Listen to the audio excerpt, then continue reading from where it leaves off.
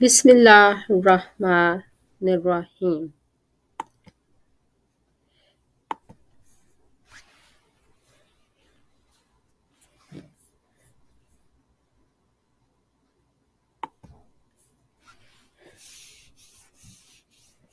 کتاب التوحید.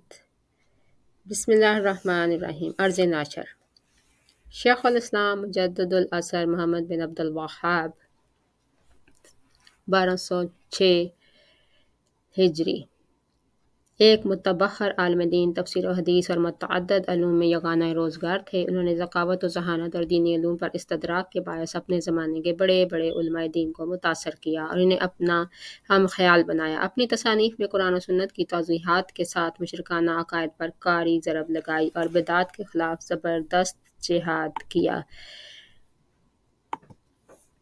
ان کی تالیف کتاب التوحید مسائل توحید پر بہترین کتابوں میں سے ایک ہے اور سند قبولیت کے لحاظ سے بھی اس کا مرتبہ بہت بلند ہے۔ ایک طویل مدت سے دنیا علم میں اس کی اشاعت جاری ہے اور اب تک عرب و عجم میں کروڑوں بے راہ رووں کو ہدایت کا راستہ دکھانے اور انہیں کفر و ضلالت کے اندھیروں سے نکالنے کا فریضہ ادا کر چکی ہے۔ اس کتاب کی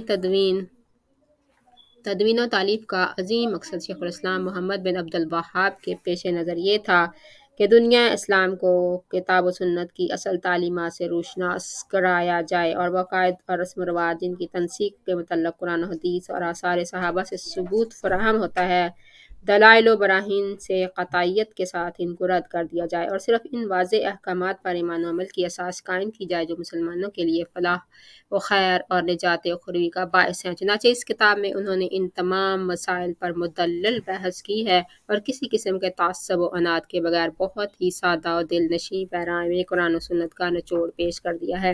یہی وجہ ہے کہ اہل حق جو گروہی مفاد اور مذہبی تعصب نہیں رکھتے، اس کتاب کے پیش کردہ حقائق سے استفادہ کر کے اصل اسلامی تعلیمات یعنی کتاب و سنت کا راستہ اختیار کرتے رہے ہیں اور انشاءاللہ آئندہ بھی یہ افادی حیثیت مسلم رہے گی۔ کتاب التوحید. معزز قارئین، اگرچہ کتاب التوحید اس سے قبل اردو میں منتقل ہو کر قبول عام کی سند حاصل کر چکی ہے، مگر ہمارے لیے باعث مسرت مقام یہ ہے کہ ہمارے فاضل دوست اور معروف عالم دین پروفیسر سعید مجتبیٰ سعیدی حفظہ اللہ فاضل مدینہ یونیورسٹی نے بڑے خوبصورت، شستہ اور رواں اردو ترجمہ جدید پیرائے میں پیش کیا ہے۔ اس کے ساتھ ساتھ دارالسلام ریسرچ سینٹر لاہور نے اسے متعدد عربی و اردو ایڈیشن سے تقابل کر کے بڑی تحقیق کے ساتھ اغلاط سے پاک پیش کرنے کے لیے قابل قدر خدمات سر انجام دیں، جس کے لیے میں ادارے کے رفیق کار محترم قاری عبدالحلیم بلال سلمہ اللہ کا مشکور ہوں کہ انہوں نے بڑی دقیق نظر اور باریک بینی سے اس کی تصحیح کر کے ایک جدید اور نیا اسلوب بھی دیا۔ علاوہ ازیں دیگر احباب گرامی نے بھی کتاب کی ظاہری و باطنی حسن اور اس کی تزئین و آرائش کے لیے بسحد ستائش محنت کی ہے اور یہی اس نئے ایڈیشن کی منفرد خصوصیت ہے۔ اللہ سبحانہ وتعالیٰ ان کو جزا دے۔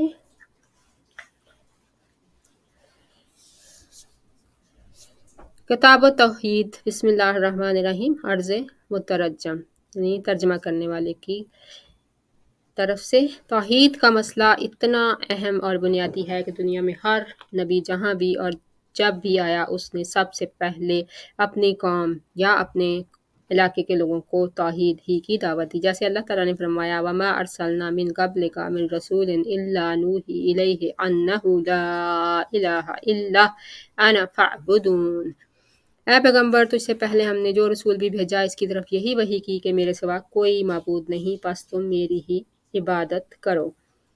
پیغمبر آخر الزماں حضرت محمد رسول اللہ صلی اللہ علیہ وسلم نے بھی اپنی تبلیغ کا آغاز اسی دعوت توحید سے کیا۔ آپ نے فرمایا قولوا لا الہ الا اللہ تفلحوا، لوگو اس بات کا اقرار کر لو کہ اللہ کے سوا کوئی معبود نہیں، تم فلاح یاب ہو جاؤ گے۔ ایک دوسری روایت کے الفاظ ہیں انی رسول اللہ علیکم امرکم ان تعبدوا اللہ ولا تشرکوا بہ شیئا، میں تمہاری طرف اللہ کا رسول بن کر آیا ہوں، میں تمہیں حکم دیتا ہوں کہ ایک اللہ کی عبادت کرو اور اس کے ساتھ کسی کو شریک نہ ٹھہراؤ۔ چنانچہ نبی کریم صلی اللہ علیہ وسلم کی دعوت پر ایمان لانے والوں نے اصاف و نائلہ اور لات و عزا کی عبادت چھوڑ کر صرف الہ واحد کی عبادت و پرستش کو اپنا شعار بنا لیا تو اللہ تعالیٰ نے عزت و سرفرازی عطا فرمائی۔ دنیا میں جس طرف بھی انہوں نے رخ کیا انہیں سرخ رو کیا اور چار دانگ عالم میں ان کی عظمت کی دھاک بٹھا دی۔ لیکن چند صدیوں بعد مسلمان پھر توحید کی نعمت سے محروم اور شرک کی آلودگیوں سے ملوث ہو گئے اور نجد و حجاز میں ایک مرتبہ پھر جاہلیت اولیٰ کی تاریکی لوٹ آئی۔ مسلمان عوام کی اکثریت مشرکانہ عقائد کا شکار ہو گئی اور آستانوں اور مقبروں کی پجاری بن گئی۔ ان حالات میں اللہ تعالیٰ نے جزیرہ نماء عرب کے ان بادیہ نشینوں پر پھر رحمت کی اور مجدد الدعویٰ امام محمد بن عبد الوہاب اور ان کے انصار و اعوان کے ذریعے سے ان کو دعوت توحید سے آشنا کیا اور شرک و بدعات کی تاریکیوں سے انہیں نکالا۔ شیخ محمد بن عبد الوہاب کی سعی تجدید و اصلاح کا یہ باب بڑا وسیع ہے جس کی تفصیل کی یہاں گنجائش نہیں۔ شیخ رحمہ اللہ نے عملی طور پر بھی مذکورہ شرک کے اڈوں کا خاتمہ کیا، وعظ و تبلیغ سے بھی لوگوں کے عقائد و اعمال کی اصلاح فرمائی اور تصنیف و تالیف کے ذریعے سے بھی اس محاذ پر بڑا وقیح کام کیا۔ ان کی تصانیف میں ایک نہایت اہم کتاب کتاب التوحید بھی ہے جو اس وقت قارئین کرام کے ہاتھوں میں ہے۔ اس کتاب کا اردو ترجمہ آج سے تقریباً پون صدی قبل ہوا جو اب تک شائع ہوتا چلا آ رہا ہے، جبکہ اس عرصے میں اردو زبان کافی وسیع ہو چکی ہے اور اس کا اسلوب بھی بہت حد تک بدل چکا ہے۔ اس لیے ضرورت محسوس ہوئی کہ اس کا نئے سرے سے ترجمہ کیا جائے جو موجودہ اسلوب اور معیار کے مطابق ہو تاکہ اس کی افادیت محض زبان کی کہنگی کی وجہ سے متاثر نہ ہو۔ علاوہ ازیں سعودی عرب کے علاوہ اکثر اسلامی ممالک میں قبر پرستی کی شکل میں شرک کے مظاہر عام ہیں جو اللہ کی رحمت و نصرت سے محرومی کا سبب ہیں، اور مسلمان جب تک مشرکانہ عقائد و اعمال سے تائب ہو کر خالص توحید کو نہیں اپنائیں گے وہ رحمت الہی کے مستحق قرار نہیں پا سکیں گے۔ اسی ضرورت اور احساس کے پیش نظر راکم نے اس کا یہ نیا ترجمہ کیا ہے۔ اللہ تعالیٰ اسے قبول فرمائے اور اسے عوام کی اصلاح کا ذریعہ بنائے، آمین یا رب العالمین۔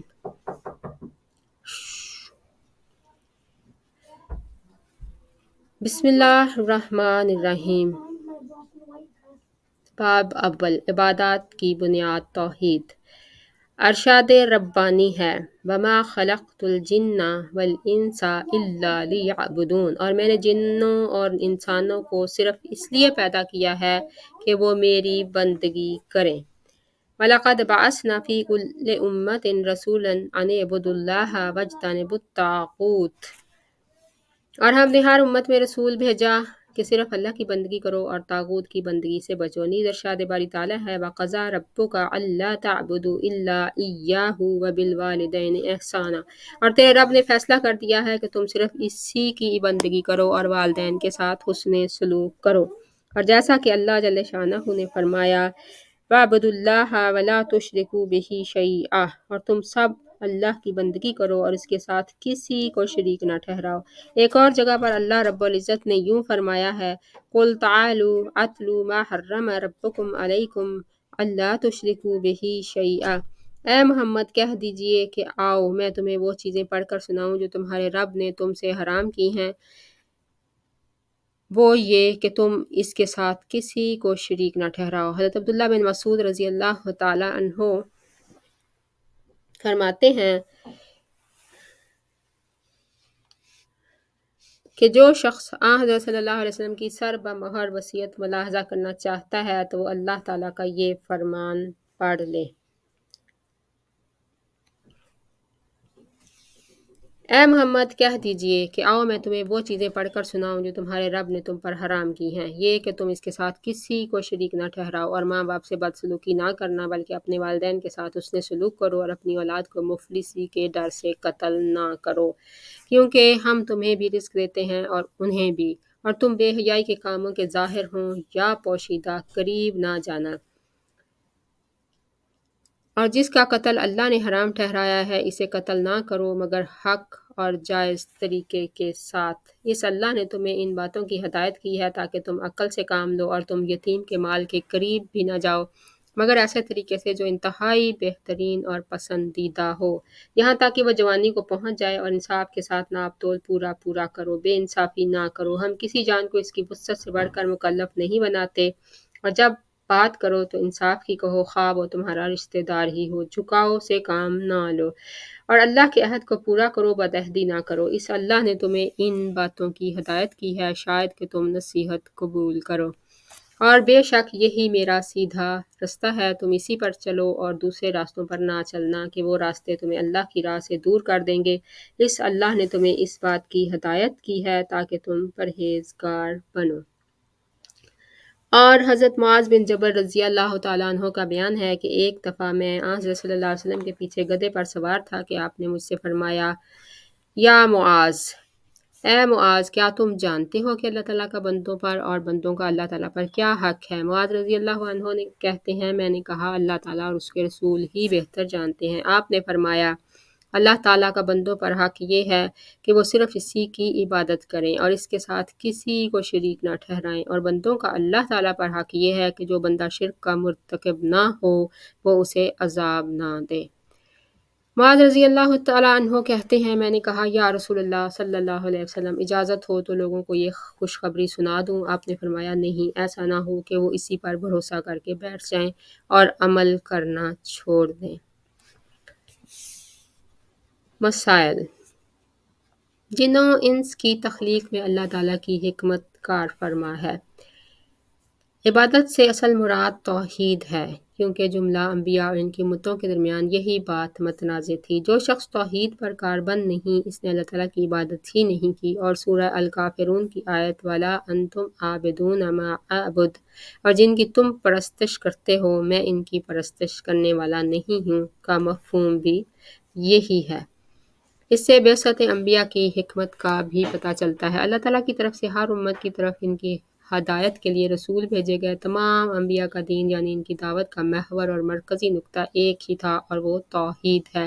ایک بڑا مسئلہ یہ بھی معلوم ہوا کہ طاغوت کے ساتھ کفر اور اس کا انکار کیے بغیر اللہ تعالیٰ کی عبادت ممکن نہیں، اور اسی معنی میں اللہ کا یہ فرمان ہے، فَمَن يَكْفُرْ بِالطَّاغُوتِ وَيُؤْمِن بِاللَّهِ فَقَدِ اسْتَمْسَكَ بِالْعُرْوَةِ الْوُثْقَىٰ لَا انفصام لَهَا۔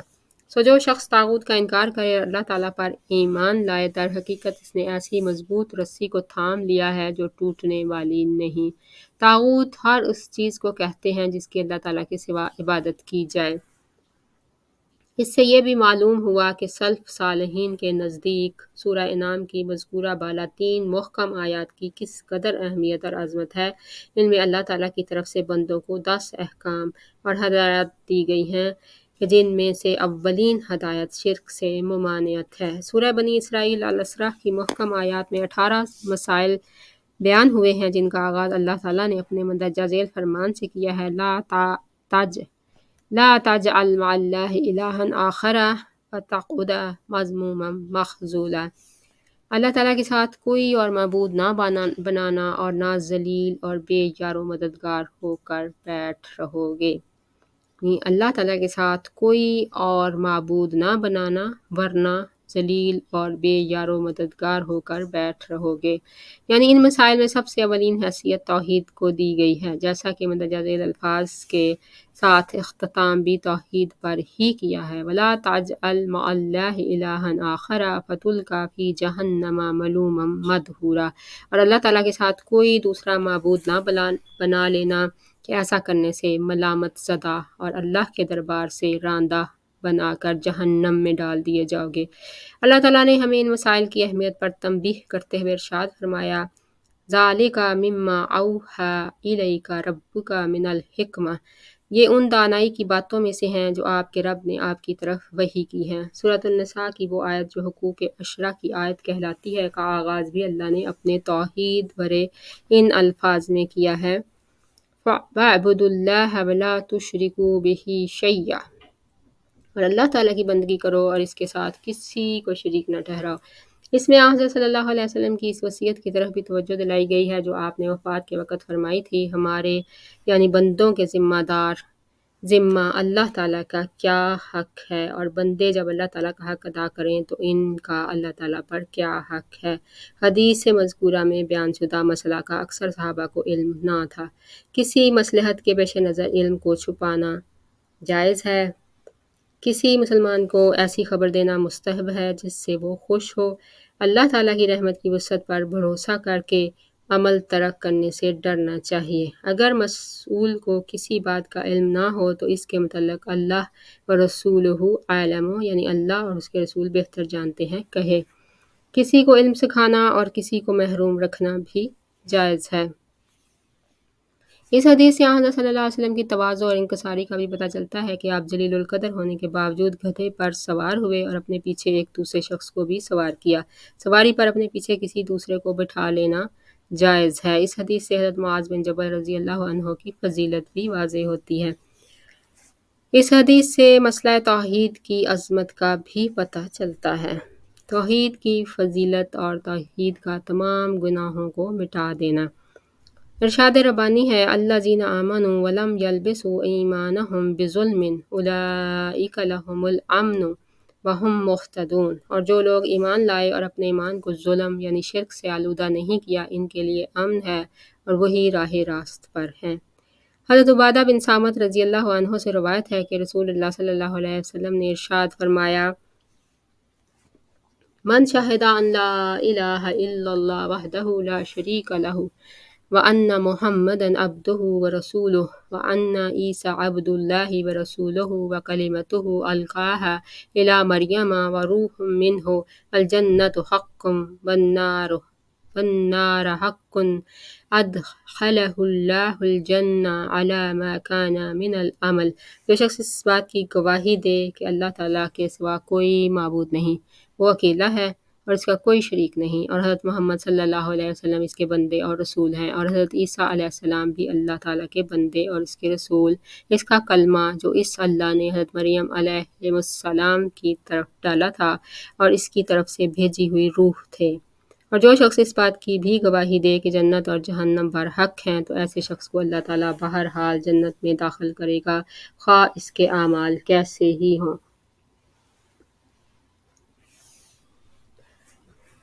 اور صحیحین ہی میں حضرت عتبان رضی اللہ عنہ سے روایت ہے کہ حضرت صلی اللہ علیہ وسلم نے ارشاد فرمایا،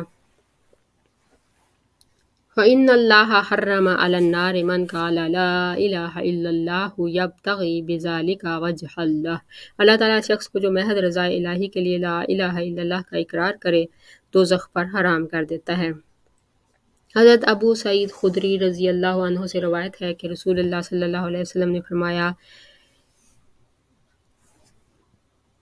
موسیٰ علیہ السلام نے اللہ تعالیٰ سے عرض کی، اے میرے پروردگار، مجھے کوئی ایسا ذکر بتائیں جس سے میں تجھے یاد کروں اور اس کے ذریعے سے تجھے پکارتا رہوں۔ اللہ تعالیٰ نے فرمایا، اے موسیٰ، لا الہ الا اللہ پڑھا کرو۔ حضرت موسیٰ نے کہا، اے میرے رب، یہ کلمہ تو تیرے سب بندے پڑھتے ہیں۔ اللہ تعالیٰ نے فرمایا، اے موسیٰ، اگر ساتوں آسمان اور ان کی مخلوق بجز میرے اور ساتوں زمینیں ترازو کے ایک پلڑے میں ہوں اور لا الہ الا اللہ دوسرے پلڑے میں ہوں، تو لا الہ الا اللہ ان سب سے وزنی ہوگا۔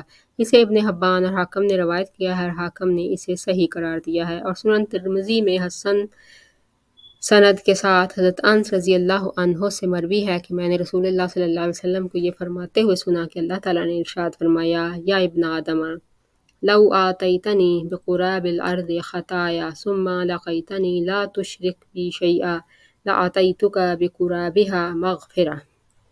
اے بنی آدم، اگر تو میرے پاس زمین بھر کر گناہ لائے، پھر اس حال میں تو مجھ سے ملاقات کرے کہ تو میرے ساتھ کسی کو شریک نہ ٹھہراتا ہو، تو میں اسی قدر تیری طرف مغفرت و بخشش لے کر آؤں۔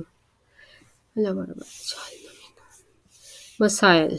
اللہ تعالیٰ کا فضل بہت وسیع ہے۔ اللہ تعالیٰ کے ہاں توحید کا بہت زیادہ ثواب ہے۔ ثواب کے ساتھ ساتھ عقیدہ توحید گناہوں کا کفارہ بھی ہے۔ اس تفصیل سے سورہ انعام کی آیت 82 کی تفسیر بھی واضح ہو جاتی ہے کہ اس آیت میں ظلم سے مراد شرک ہے۔ حضرت عبادہ رضی اللہ عنہ کی حدیث میں جو 5 امور مذکور ہیں، ان پر غور و تدبر کرنا چاہیے۔ حضرت عبادہ اور حدیث عتبان رضی اللہ عنہما دونوں کو جمع کریں تو ان سے لا الہ الا اللہ کا معنی مزید واضح ہو جاتا ہے، اور جو لوگ اس دھوکے میں مبتلا ہیں کہ محض زبان سے کلمہ توحید کا اقرار نجات کے لیے کافی ہے، ان کی غلطی بھی واضح ہوتی ہے۔ حضرت عتبان رضی اللہ عنہ کی حدیث میں مذکور شرط بھی قابل توجہ ہے۔ انبیاء کرام بھی اس کلمہ کی فضیلت جاننے کے محتاج تھے۔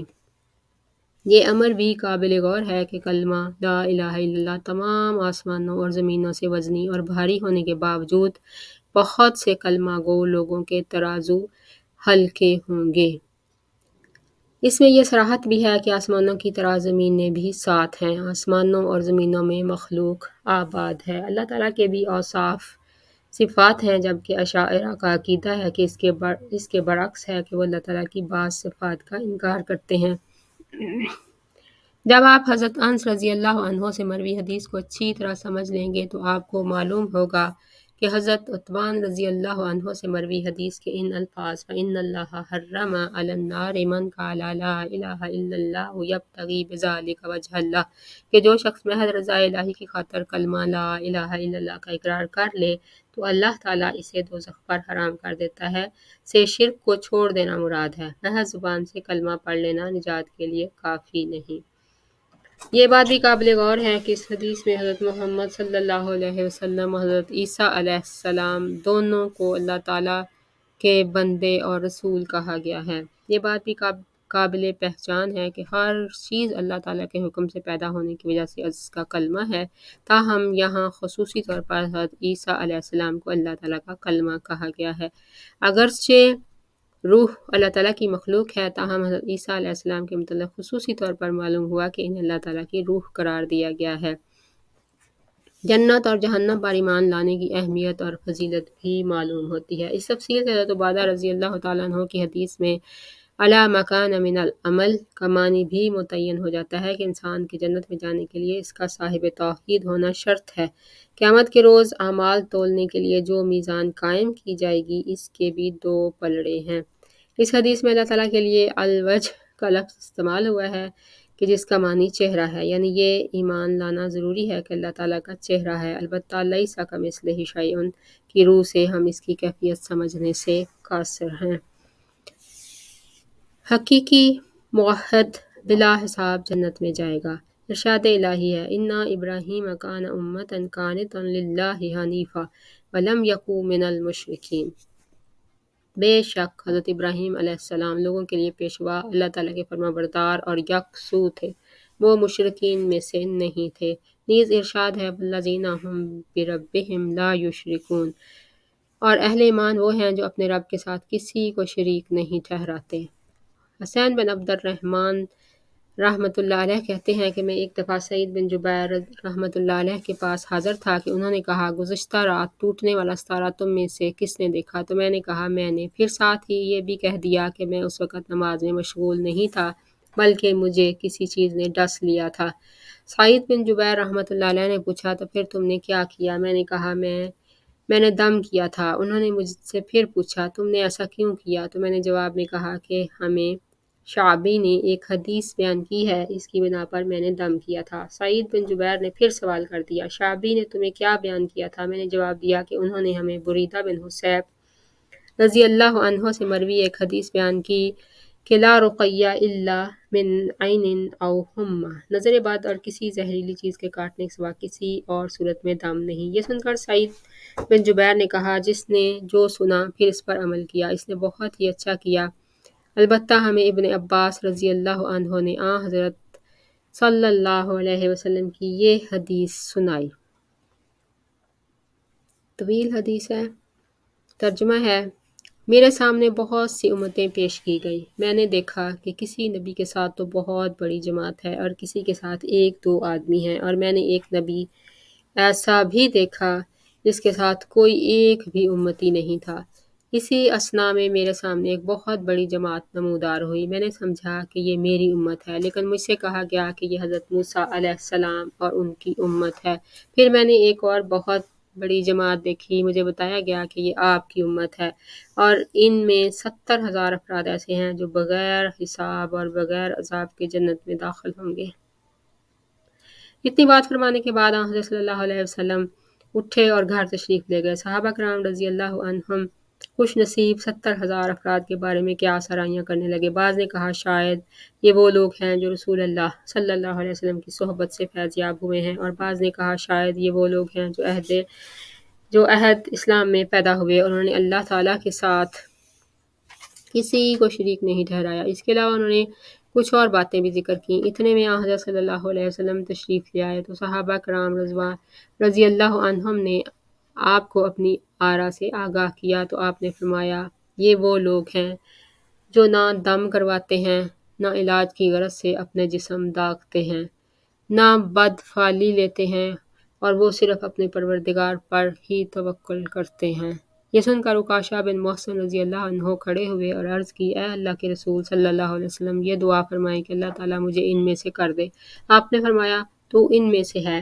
اس کے بعد ایک دوسرا شخص کھڑا ہوا اور عرض کی اے اللہ کے رسول میرے لیے بھی دعا فرمائیں کہ اللہ تعالیٰ مجھے بھی ان میں سے کر دے۔ آپ نے فرمایا اس دعا میں عکاشہ رضی اللہ عنہ تم پر سبقت لے گیا ہے۔ اس روایت کو بخاری مسلم، یہ الفاظ مسلم کے ہیں، البتہ بخاری کے الفاظ مختصر بھی ہیں اور مفصل بھی۔ ترمذی اور نسائی نے روایت کیا ہے۔ مسائل یہ کہ توحید کے بارے میں لوگوں کے درجات و مراتب مختلف ہیں۔ تحقق توحید کے مطلب کی وضاحت ہے۔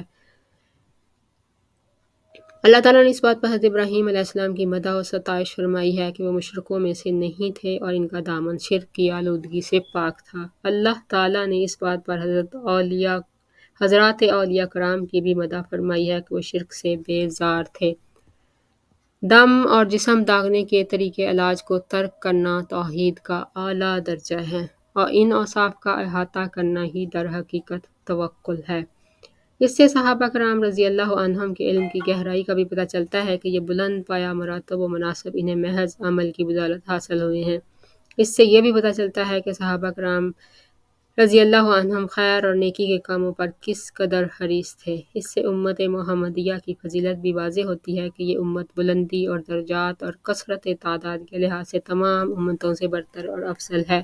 اس سے حضرت موسیٰ علیہ السلام اور ان کی امت کی فضیلت بھی عیاں ہوتی ہے۔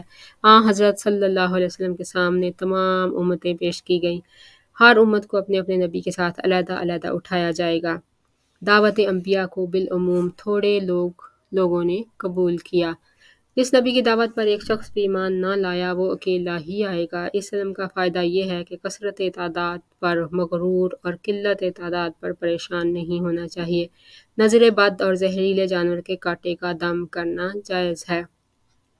سعید بن جبیر کے قول قد احسن من انتہا الی ما سمع، یعنی جس نے اپنی شنید کے مطابق عمل کیا اس نے اچھا کیا، سے سلف صالحین کی علمی گہرائی کا پتہ چلتا ہے۔ نیز یہ بھی معلوم ہوا کہ پہلی حدیث دوسری حدیث کے خلاف نہیں۔ سلف صالحین ایک دوسرے کی بے جا تعریف و ستائش سے پرہیز کیا کرتے تھے۔ حضرت صلی اللہ علیہ وسلم کا حضرت عکاشہ رضی اللہ عنہ سے یہ فرمانا کہ انت منہم، کہ تو ان میں سے ہے، آپ کے نبی ہونے کے دلائل اور نشانیوں میں سے ایک دلیل اور نشانی ہے۔ اس حدیث سے حضرت عکاشہ کی فضیلت بھی معلوم ہوئی۔ اس سے یہ بھی معلوم ہوا کہ بوقت ضرورت تصریح کی بجائے اشارہ و کنایہ میں گفتگو کرنا جائز ہے۔ حضرت عکاشہ رضی اللہ عنہ کے بعد دعا کی درخواست کرنے والے شخص کو احسن انداز میں بٹھا دینے سے یہ بات ثابت ہوتی ہے کہ حضرت صلی اللہ علیہ وآلہ وسلم اعلیٰ و احسن اخلاق کے مالک تھے۔ شرک سے ڈرنے کا بیان۔ ارشاد ربانی ہے ان اللہ لا یغفر ان یشرک بہ ویغفر ما دون ذلک لمن یشاء، بے شک اللہ تعالیٰ اس گناہ کو نہیں بخشے گا کہ کسی کو اس کا شریک بنایا جائے، اور اس کے سوا اور جس گناہ کو چاہے معاف کر دے گا۔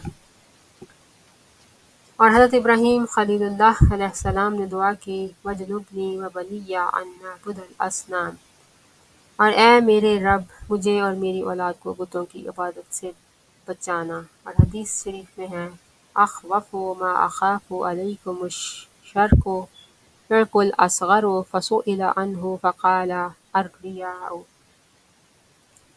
مجھے تمہارے بارے میں سب سے زیادہ ڈر شرک اصغر کا ہے۔ آپ سے پوچھا گیا شرک اصغر کیا ہے؟ آپ نے فرمایا ریاکاری۔ اور حضرت عبداللہ بن مسعود رضی اللہ عنہ سے مروی ہے کہ رسول اللہ صلی اللہ علیہ وسلم نے فرمایا من ماتا وہو یدعو من دون اللہ ندا دخل النار، جس شخص کو اس حال میں موت آئے کہ وہ اللہ تعالیٰ کے ساتھ کسی دوسرے شریک کو پکارتا ہو تو وہ جہنم رسید ہوگا۔ حضرت جابر رضی اللہ عنہ روایت کرتے ہیں کہ رسول اللہ صلی اللہ علیہ وسلم نے فرمایا من لقی اللہ لا یشرک بہ شیئا دخل الجنہ ومن لقیہ یشرک بہ شیئا دخل النار۔ صحیح مسلم۔ جو کوئی اس حال میں اللہ تعالیٰ سے ملاقات کرے کہ وہ اس کے ساتھ کسی کو شریک نہ کرتا ہو تو وہ جنت میں جائے گا، اور جو اس حال میں اللہ تعالیٰ سے ملے کہ وہ اس کے ساتھ کسی کو شریک ٹھہراتا ہو تو وہ جہنم رسید ہوگا۔ اس کے مسائل ہیں: شرک سے ڈرنا چاہیے۔ ریاکاری بھی شرک کی ایک قسم ہے۔ ریاکاری شرک اصغر ہے۔ نیک لوگوں پر باقی گناہوں کی نسبت ریاکاری کا زیادہ خطرہ ہے۔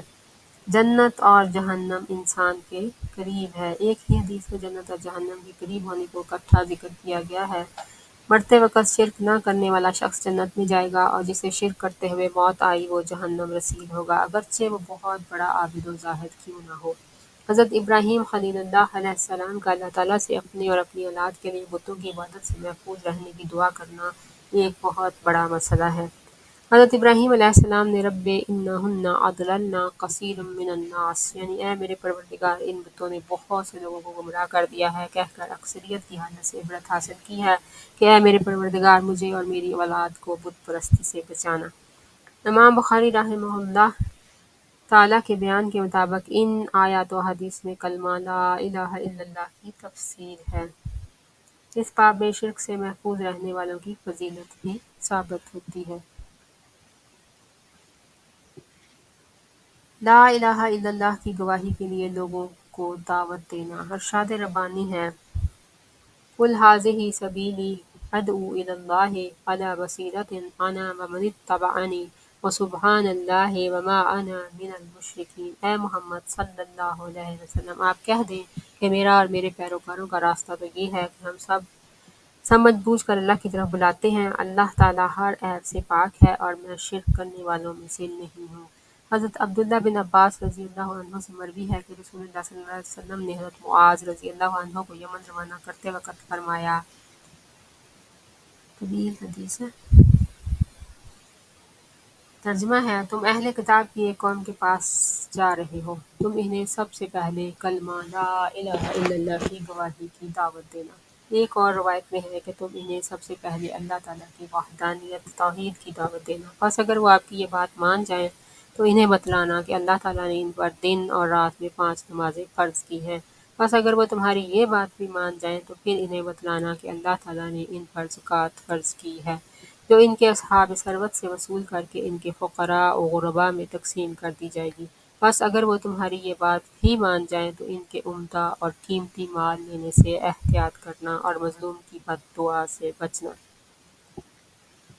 کیونکہ اس کے اور اللہ تعالیٰ کے درمیان کوئی حجاب نہیں۔ حضرت سہل بن سعد رضی اللہ عنہ سے مروی ایک اور حدیث میں ہے کہ خیبر کے دن رسول اللہ صلی اللہ علیہ وسلم نے فرمایا، ایک طویل حدیث ہے جس کا ترجمہ ہے کل میں ایک ایسے شخص کو پرچم دوں گا جو اللہ تعالیٰ اور اس کے رسول صلی اللہ علیہ وسلم سے محبت رکھتا ہے اور اللہ تعالیٰ اور اس کا رسول اس سے محبت رکھتے ہیں، اس کے ہاتھوں اللہ تعالیٰ فتح دے گا۔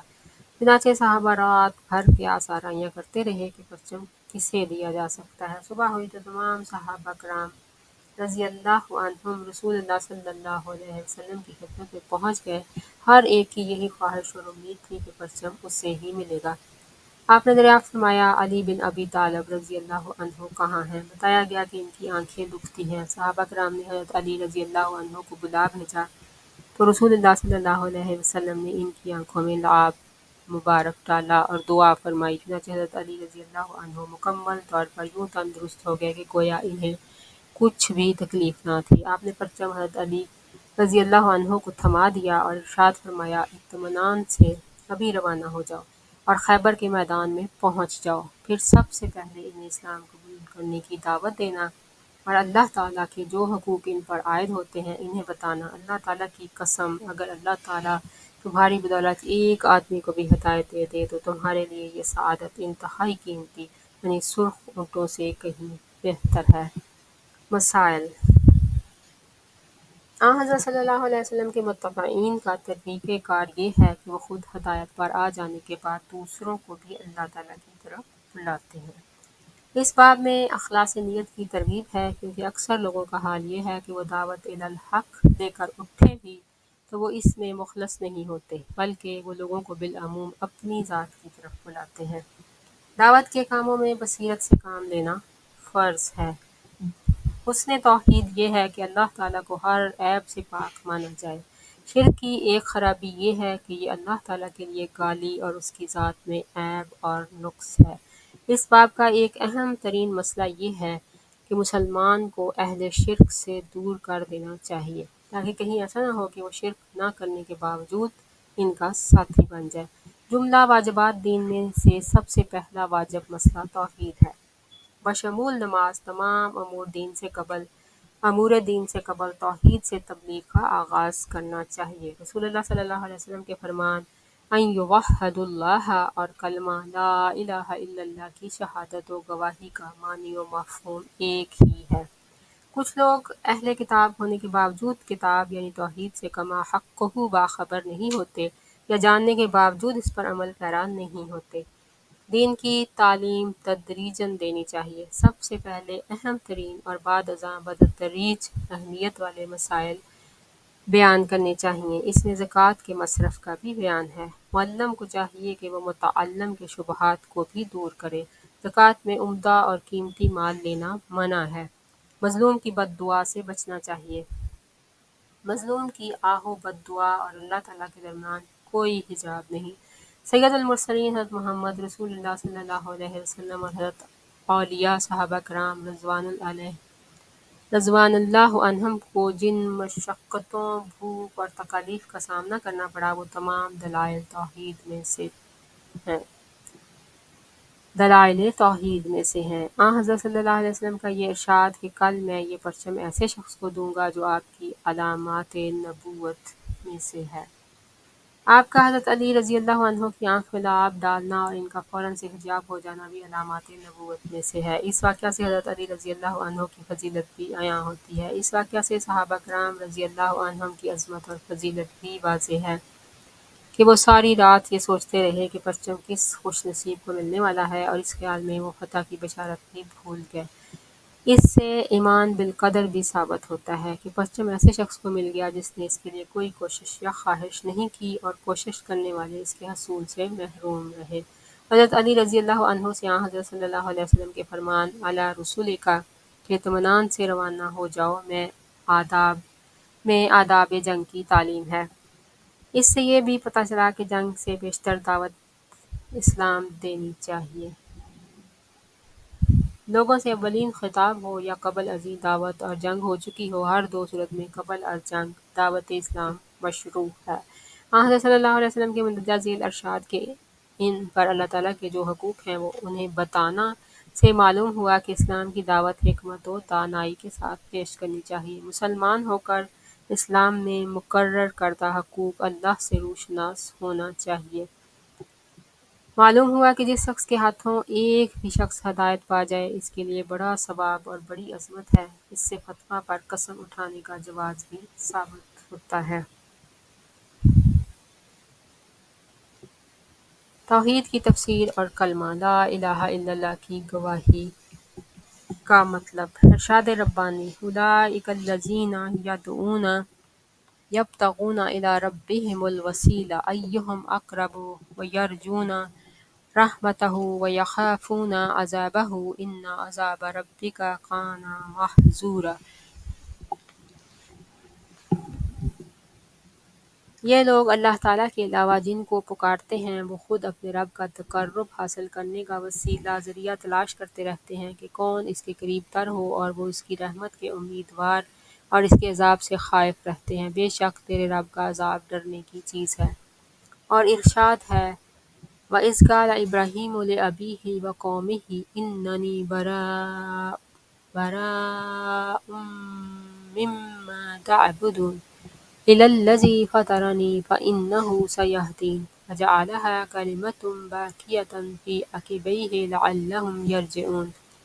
اور اس وقت کو یاد کرو جب ابراہیم علیہ السلام نے اپنے باپ اور اپنی قوم سے صاف صاف کہہ دیا تھا کہ تم اللہ تعالیٰ کے سوا جن کی بندگی کرتے ہو میرا ان سے کوئی تعلق نہیں، میں ان سے بیزار ہوں، ہاں میں صرف اسے مانتا ہوں جس نے مجھے پیدا کیا ہے اور وہی میری رہنمائی کرے گا، اور یہی بات اپنی اولاد میں پیچھے چھوڑ گئے تاکہ وہ اللہ کی طرف رجوع کریں۔ نیز فرمایا اتخذوا احبارهم ورهبانهم اربابا من دون اللہ، انہوں نے اللہ تعالیٰ کو چھوڑ کر اپنے علماء اور بزرگوں کو اپنا رب بنا لیا، اور فرمایا وَمِنَ النَّاسِ مَن يَتَّخِذُ مِن دُونِ اللَّهِ أَندَادًا يُحِبُّونَهُمْ كَحُبِّ اللَّهِ وَالَّذِينَ آمَنُوا أَشَدُّ حُبًّا لِلَّهِ، اور کچھ لوگ ایسے ہیں جو غیر اللہ کو اس کا شریک اور ہمسر ٹھہراتے ہیں، اور وہ ان سے اللہ کی سی محبت کرتے ہیں، اور ایمان والے سب سے بڑھ کر اللہ تعالیٰ سے محبت کرتے ہیں۔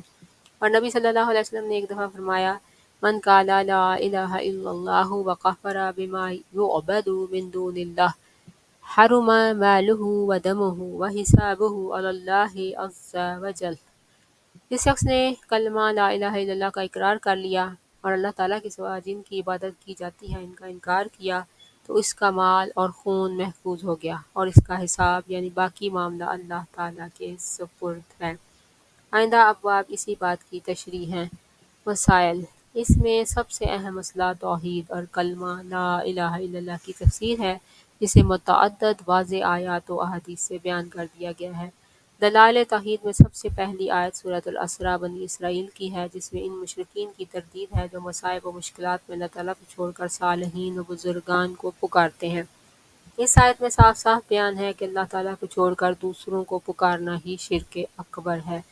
ان دلائل توحید میں سے ایک دلیل سورہ برات توبہ کی آیت ہے، جس میں اللہ تعالیٰ نے واضح انداز میں فرمایا ہے کہ اہل کتاب نے اللہ تعالیٰ کو چھوڑ کر اپنے علماء اور بزرگوں کو رب بنا رکھا تھا، جبکہ انہیں صرف اور صرف ایک الہ کی عبادت کا حکم دیا گیا تھا۔ حالانکہ اس آیت کی واضح تفسیر، اس میں کوئی اشکال یا ابہام نہیں، یہ ہے کہ اہل کتاب اپنے علماء اور بزرگوں کو مصیبت اور مشکل میں پکارتے نہیں تھے، بلکہ عمل معصیت میں ان کی اطاعت کرتے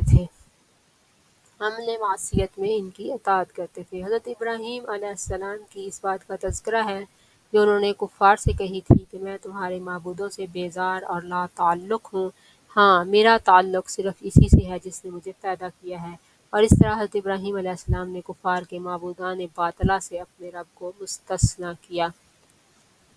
اللہ سبحانہ تعالیٰ نے بیان فرمایا کہ کفار سے اس طرح کی برات و بیزاری اور اللہ تعالیٰ کی موالات و محبت ہی کلمہ لا الہ الا اللہ کی تفسیر ہے۔ چنانچہ فرمایا اور ابراہیم علیہ السلام یہی پیغام اپنے پیچھے اپنی قوم میں چھوڑ گئے تاکہ وہ اس کی طرف رجوع کرے۔ ان دلائل میں سے ایک دلیل سورہ بقرہ کی وہ آیت ہے جو اللہ تعالیٰ نے کافروں کے متعلق بیان فرمائی ہے کہ وہ جہنم کی آگ سے نکلنے والے نہیں ہیں، اور ان کے بارے میں فرمایا کہ وہ اپنے شریکوں سے یوں محبت کرتے ہیں جیسے اللہ تعالیٰ سے ہونی چاہیے۔ اس سے معلوم ہوتا ہے کہ کفار کو اللہ تعالیٰ سے بھی بڑی محبت تھی، مگر ان کی یہ محبت انہیں مشرف اسلام نہ کر سکی۔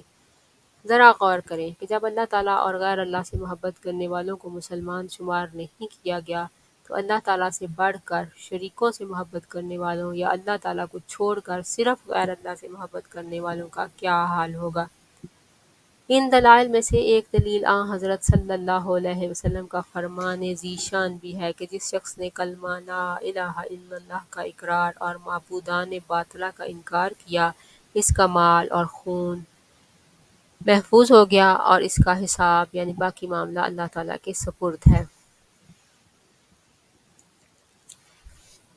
یہ ارشاد مبارک کے ان بڑے دلائل میں سے ایک ہے کہ جو کلمہ لا الہ الا اللہ کے معنی و مفہوم کو صحیح طور پر واضح کرتے ہیں کہ اس کلمہ کو محض زبان سے ادا کر لینے سے مال و جان کو امان و تحفظ نہیں مل جاتا، یعنی اس کلمہ کو محض پڑھ لینے سے یا اس کے معنی اور لفظ کو جان لینے یا اس کے محض اقرار سے امان نہیں مل جاتی، اور نہ اللہ وحدہ لا شریک لہ کو محض پکارنے سے امان و تحفظ حاصل ہوتا ہے، بلکہ اس کے ساتھ ساتھ جب تک معبودان باطلہ کا کفر و انکار نہ کیا جائے امان نہیں مل سکتی۔ یاد رہے کہ اگر کسی نے ان باتوں میں سے کسی ایک میں بھی ذرا سا شک یا توقف کیا تو تو اس کی جان اور مال کو تحفظ و امان حاصل نہیں ہو سکے گا۔ یہ مسئلہ کس قدر اہم اور عظیم ہے اور کس قدر واضح ہے، اور مخالفین کے خلاف کتنی بڑی قاطع دلیل ہے۔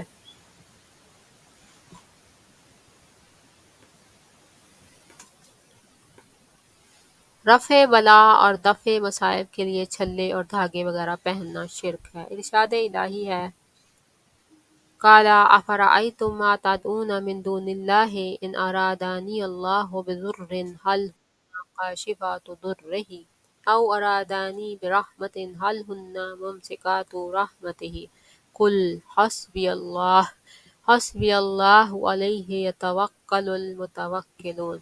اے محمد صلی اللہ علیہ وسلم، ان سے کہہ دیجئے تمہارا کیا خیال ہے کہ اگر اللہ تعالیٰ مجھے کوئی ضرر پہنچانا چاہے تو کیا اللہ تعالیٰ کے سوا جنہیں تم پکارتے ہو اس ضرر کو ہٹا سکتے ہیں؟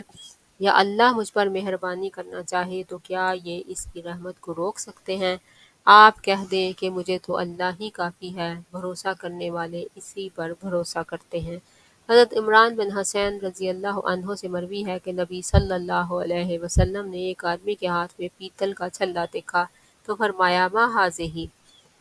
قال من الواہنہ، فقال انزعها فإنها لا تزيدك إلا وهنا فإنك لو مت وهي عليك ما أفلحت أبدا۔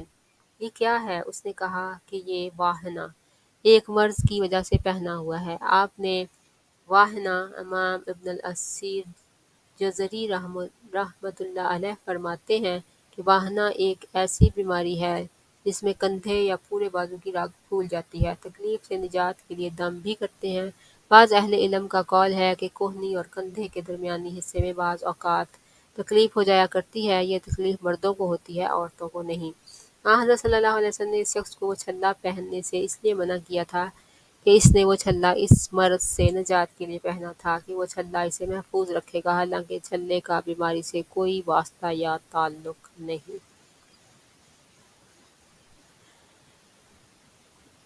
ایک مرض کی وجہ سے پہنا ہوا ہے، آپ نے فرمایا اسے اتار دو، یہ تمہیں کوئی فائدہ نہیں پہنچا سکتا بلکہ تمہاری کمزوری میں مزید اضافہ کر دے گا۔ اس چھلے کو پہنے ہوئے اگر تمہیں موت آ گئی تو تم کبھی نجات نہ پا سکو گے۔ حضرت عقبہ بن عامر رضی اللہ عنہ سے مروی ہے کہ رسول اللہ صلی اللہ علیہ وسلم نے فرمایا من تعلق تمیمۃ فلا اتم اللہ لہ ومن تعلق بدعۃ فلا بدع اللہ لہ۔ جس شخص نے بیماری سے تحفظ کے لیے کوئی تعویذ لٹکایا، اللہ تعالیٰ اس کی مراد پوری نہ کرے، اور جس نے سیپ باندھا، اللہ تعالیٰ اسے بھی آرام نہ دے۔ ایک اور روایت میں ہے من تعلق تمیمۃ فقد اشرک، جس نے بیماری سے تحفظ کی نیت سے تعویذ لٹکایا اس نے اللہ تعالیٰ کے ساتھ شرک کیا۔ ابن ابی حاتم نے حضرت حذیفہ رضی اللہ عنہ کے متعلق بیان کیا ہے کہ انہوں نے ایک شخص کے ہاتھ میں بخار کے سبب دھاگا باندھا ہوا دیکھا تو انہوں نے اسے کاٹ ڈالا اور یہ آیت تلاوت فرمائی وَمَا يُؤْمِنُ أَكْثَرُهُم بِاللَّهِ إِلَّا وَهُم مُشْرِكُونَ، اور ان میں سے اکثر لوگ اللہ تعالیٰ پر ایمان لانے کے باوجود بھی مشرک ہیں۔ عرب لوگ بچوں کو نظر بد سے محفوظ رکھنے کے لیے ان کے گلے میں کوڑیاں باندھتے تھے۔ اسلام نے اس عمل کو باطل اور فضول قرار دیا۔ حضرت ابن عمر رضی اللہ عنہ کا فرمان ہے وَمَا أُبَالِي مَا أَتَيْتُ إِن تَعَلَّقْتُ تَمِيمًا، اور اگر میں تمیمہ ڈال لوں تو پھر مجھے اس کے بعد کسی بھی گناہ کی پرواہ نہیں۔ مطلب یہ کہ یہ سب سے بڑا گناہ ہے اور باقی اس سے پیچھے ہیں۔ حضرت صلی اللہ علیہ وآلہ وسلم نے ارشاد فرمایا جو شخص نظر بد اور بیماری سے تحفظ کے لیے کوئی چیز باندھے یا لٹکائے تو اللہ تعالیٰ اسے آرام نہ دے۔ آپ نے یہ شدید انداز تخاطب اس لیے اختیار فرمایا کہ عربوں کا عقیدہ تھا یہ چیزیں دوا اور شفا ہیں۔ تمیمہ، مذکورہ بلا حدیث میں تمیمہ اور ودع کی مذمت وارد ہوئی ہے۔ کوئی چیز وہ لوہے کی ہو یا پیتل کی، سیپ ہو یا منکا یا دھاگا، اسے گلے میں ڈالنا، کلائی یا بازو، انگلی یا پاؤں پر باندھنا اس نیت سے کہ اس کی وجہ سے آرام آ جائے گا، سخت ممنوع ہے بلکہ شرک ہے۔ اور وہ لوگ ان چیزوں کو محض باندھ لینا کافی سمجھتے اور اعتقاد رکھتے تھے کہ یہ اللہ تعالیٰ کی تقدیر اور فیصلہ کو روک لیں گی، اور وہ انہیں دافع البلا سمجھتے تھے، اس لیے آپ نے ان امور سے سختی سے منع فرمایا اور اسے شرک قرار دیا۔ امام عبدالعظیم منذری رحمہ اللہ رقم تراز ہیں کہ تمیمہ چمڑے کے ٹکڑے کو کہتے ہیں جس پر کوئی چیز لکھی ہو۔ عرب لوگ اس قسم کی چیزوں کو استعمال کرتے تھے تاکہ ان کے ذریعے آفات و مصائب سے دفاع ہو۔ یہ سراسر جہالت و ضلالت کی بات ہے، کیونکہ اللہ تعالیٰ کے سوا کوئی نہ تو تکلیف کو دور کر سکتا ہے اور نہ روک سکتا ہے۔ وداع مذکورہ بالا حدیث میں سے ایک حدیث میں وداع کا لفظ آیا ہے۔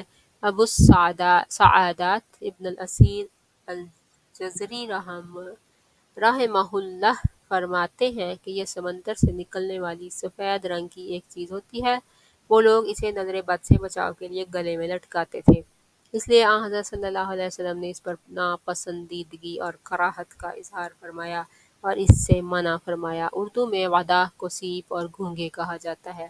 ہمارے ہاں بھی بعض بیماریوں کی صورت میں لوگ ان کا صحیح علاج کرنے کی بجائے دھاگے پر گانٹھ لگا کر باندھ لیتے ہیں یا چھوٹی چھوٹی لکڑیوں کا ہار سا بنا کر گلے میں لٹکا لیتے ہیں۔ بعض صورتوں میں ناک یا کان میں سوراخ کر کے کوئی چیز ڈال لیتے ہیں۔ بس، ٹرک، کار، مکان وغیرہ پر سیاہ کپڑا لہرا دیتے ہیں یا پرانا جوتا لٹکا دیتے ہیں یا سیاہ ہنڈیا الٹا کر رکھ دیتے ہیں وغیرہ وغیرہ۔ یہ سب کام مندرجہ بالا احادیث کی روشنی میں منع اور شرک ہیں، ان سے بچنا چاہیے۔ مسائل: بیماری سے تحفظ کی نیت سے چھلا، دھاگا یا ڈورا وغیرہ باندھنا سخت منع ہے۔ اس حدیث سے معلوم شدہ اس بیان سے کہ اگر صحابی بھی اس نیت سے کوئی چیز باندھے یا لٹکائے اور اسی حال میں مر جائے تو وہ بھی کبھی فلاح نہیں پا سکتا۔ صحابہ کی اس ٹھوس بات کے لیے شاہد موجود ہے اور وہ یہ کہ شرک اصغر اکبر الکبائر ہے۔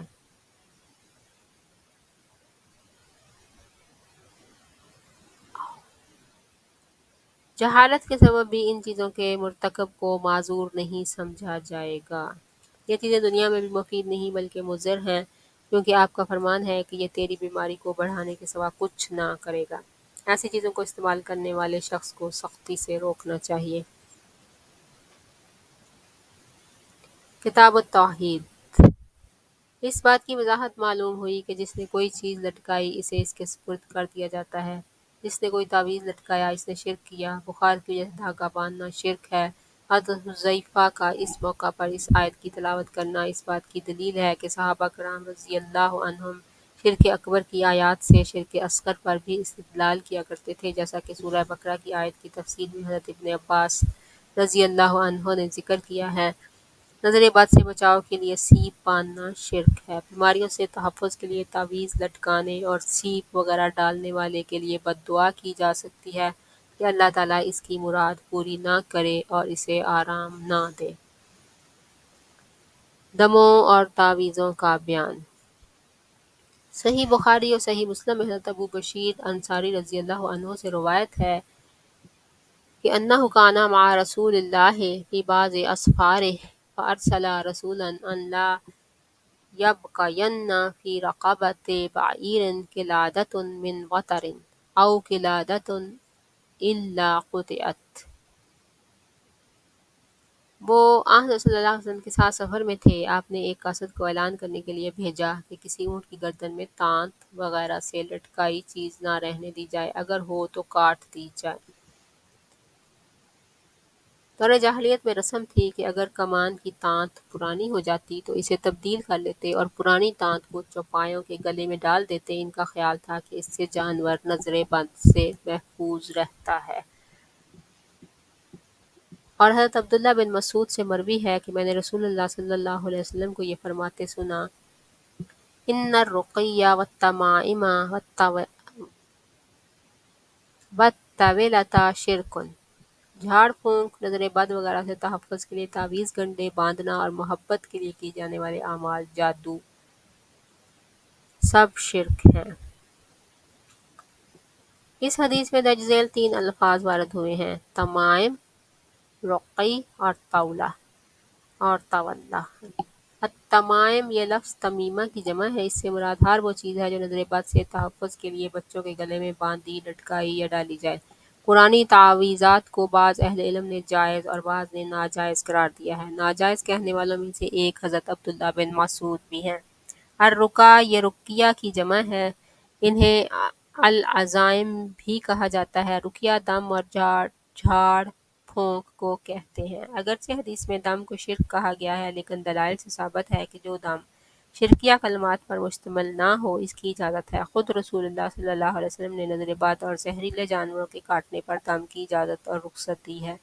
الطولہ، یہ ایک ایسا عمل ہے جس کے ذریعے عربوں کے خیال میں خامند اور بیوی کے مابین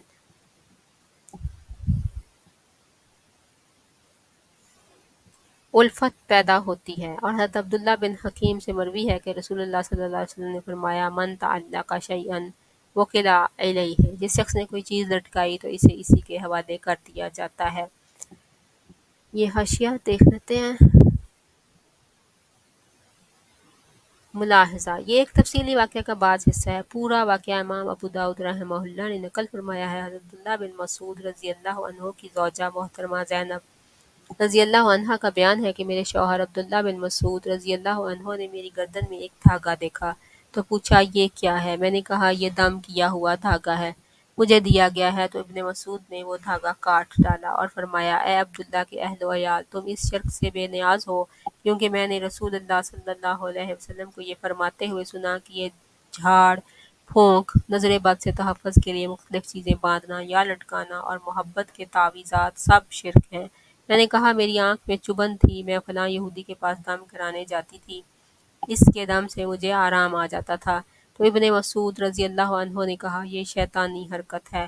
وہ اپنے ہاتھ سے جب ہوتا تھا، جب دم کیا جاتا تو وہ ہاتھ روک لیتا، اس تکلیف کے دوران تمہارے لیے اتنا کافی تھا کہ تم وہ دعا پڑھ لیتی جو رسول اکرم صلی اللہ علیہ وآلہ وسلم پڑھا کرتے تھے۔ آپ یہ دعا پڑھا کرتے تھے اذھب البأس رب الناس واشفی انت الشافی لا شفاء الا شفاؤک شفاء لا یغادر سقما۔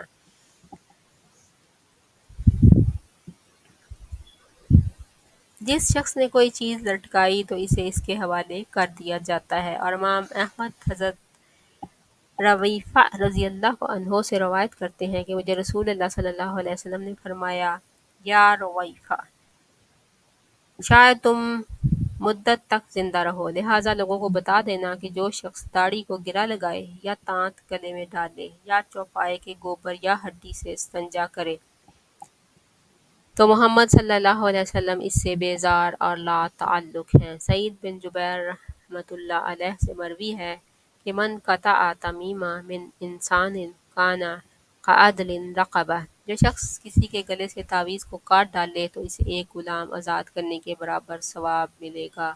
اور وکیع ابراہیم نخعی سے روایت کرتے ہیں کہ کانوا یکرہون التمائم کلہا من القرآن وغیر قرآن، لوگ یعنی اصحاب ابن مسعود رضی اللہ عنہ قرآنی اور غیر قرآنی ہر قسم کے تعویذات کو ناپسند گردانتے تھے۔ مسائل: رقیہ اور تمیمہ کی تفسیر، طولہ کی تفسیر ہوئی۔ رقیہ، تمیمہ اور طولہ بلا استثناء تینوں شرک ہیں۔ نظر بد اور زہریلے جانوروں کے کاٹے کا غیر شرکیہ دم ممنوع نہیں۔ قرآنی آیات کے تمیمہ تعویذ کے بارے میں اہل علم کے مابین اختلاف ہے کہ یہ شرک ہے یا نہیں۔ نظر بد سے تحفظ کی خاطر جانوروں کے گلے میں تانت باندھنا شرک ہے۔ اس میں تانت باندھنے والوں کے لیے شدید وعید وارد ہوئی ہے۔ اس سے کسی کے گلے میں باندھے ہوئے تعویذ کو کاٹ پھینکنے کا ثواب اور فضیلت معلوم ہوتی ہے۔ ابراہیم نخعی رحمۃ اللہ علیہ کی بات اہل علم کے مذکورہ بالا اختلاف کے منافی نہیں، کیونکہ ان کے کلام سے حضرت عبداللہ بن مسعود رضی اللہ عنہ کی شاگرد مراد ہیں۔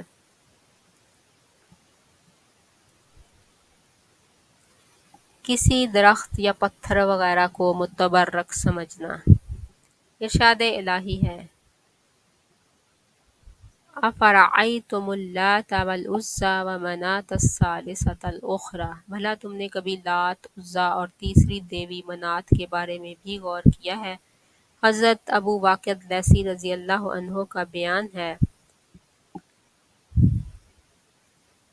کہ غزوہ حنین کے موقع پر ہم رسول اللہ صلی اللہ علیہ وسلم کے ہمراہ جا رہے تھے اور ہم نئے نئے مسلمان ہوئے تھے۔ راستے میں مشرکین کی ایک بیری تھی، وہ عظمت اور برکت کے خیال سے اس کے پاس آ کر بیٹھے رہتے تھے اور برکت کے لیے اپنے ہتھیار بھی اس پر لٹکایا کرتے تھے۔ اس کا نام ذات انوات تھا۔ چلتے چلتے ایک بیری کے پاس سے ہمارا گزر ہوا تو ہم نے کہا یا رسول اللہ، جیسے ان مشرکین کا ذات انوات ہے، آپ ہمارے لیے بھی ایک ذات انوات مقرر فرما دیں۔ رسول اللہ صلی اللہ علیہ وسلم نے فرمایا اللہ اکبر، یہی تو گمراہی اور سابقہ قوموں کے راستے ہیں۔ اس ذات کی قسم جس کے ہاتھ میں میری جان ہے، تم نے تو وہی بات کی جو بنو اسرائیل نے موسیٰ علیہ السلام سے کہی تھی کہ اے موسیٰ، جیسے ان کے معبود ہیں آپ ہمارے لیے بھی ایک ایسا معبود مقرر کر دیں۔ موسیٰ علیہ السلام نے فرمایا تم تو بڑے نادان ہو۔ پھر آپ نے فرمایا تم بھی پہلی امتوں کے طریقوں پر چلو گے۔ اس حدیث کو امام ترمذی نے روایت کیا ہے اور صحیح قرار دیا ہے۔ مسائل: سورہ نجم کی آیت کی تفسیر۔ صحابہ کرام رضی اللہ عنہ کے ذات انوات مقرر کرنے کے مطالبہ کی صحیح توجیہ کہ وہ ذات انوات صرف تبرک کی خاطر مقرر کرانا چاہتے تھے، ان کا اسے معبود بنانا مقصود نہ تھا۔ صحابہ کرام رضی اللہ عنہم نے اپنی اس خواہش کا صرف اظہار ہی کیا تھا، اسے عملی جامہ نہیں پہنایا تھا۔ اس سے صحابہ کرام رضی اللہ عنہم کا مقصد و ارادہ محض تقرب الہی کا حصول تھا، کیونکہ ان کا گمان تھا کہ اللہ تعالیٰ اسے پسند فرماتا ہے۔ جب صحابہ کرام رضی اللہ عنہم پر شرک کی یہ قسم مخفی رہی تو دوسرے عام لوگوں کا اس سے نابلد رہنا زیادہ قرینِ قیاس ہے۔ اعمال صالحہ کے بدلے صحابہ کرام کو جو نیکیاں اور بخشش کے وعدے عطا کیے گئے ہیں وہ دوسروں کو حاصل نہیں ہو سکتے۔ رسول اللہ صلی اللہ علیہ وسلم نے اس بارے میں صحابہ کرام کو معذور اور بے قصور نہیں سمجھا، بلکہ آپ نے ان کی الفاظ تردید فرمائے۔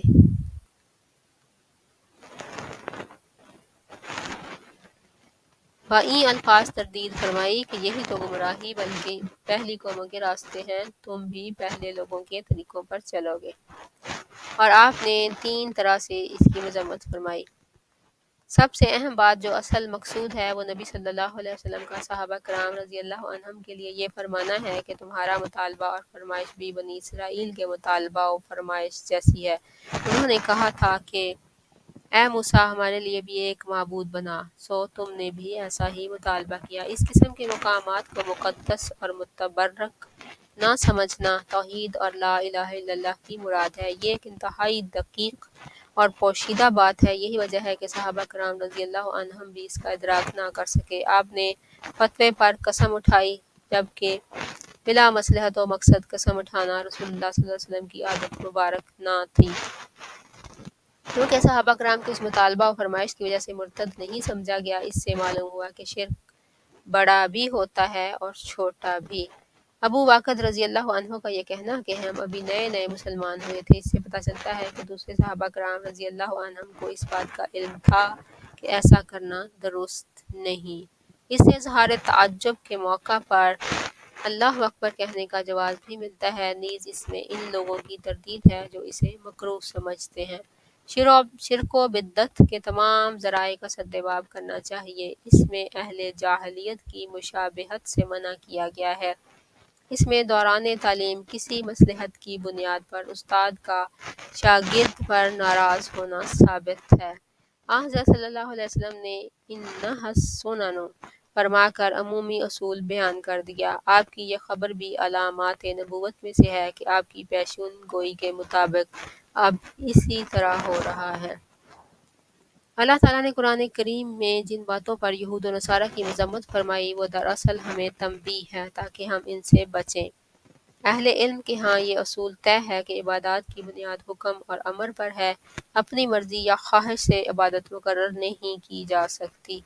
اس سے قبر کے سوالوں پر تنبیہ ہوتی ہے کہ قبر میں پہلا سوال یہ ہوگا تیرا رب کون ہے؟ یہ تو واضح ہے، البتہ دوسرا سوال تیرا نبی کون ہے؟ اس کا تعلق امور غیبیہ سے ہے۔ اور تیسرا سوال تیرا دین کیا ہے؟ اس پر آیت اجعل لنا الہا دلالت کرتی ہے۔ اہل کتاب کے طور طریقے بھی اسی طرح مذموم ہیں جیسے مشرکین کا مذہب اور ان کے طور اطوار ہیں۔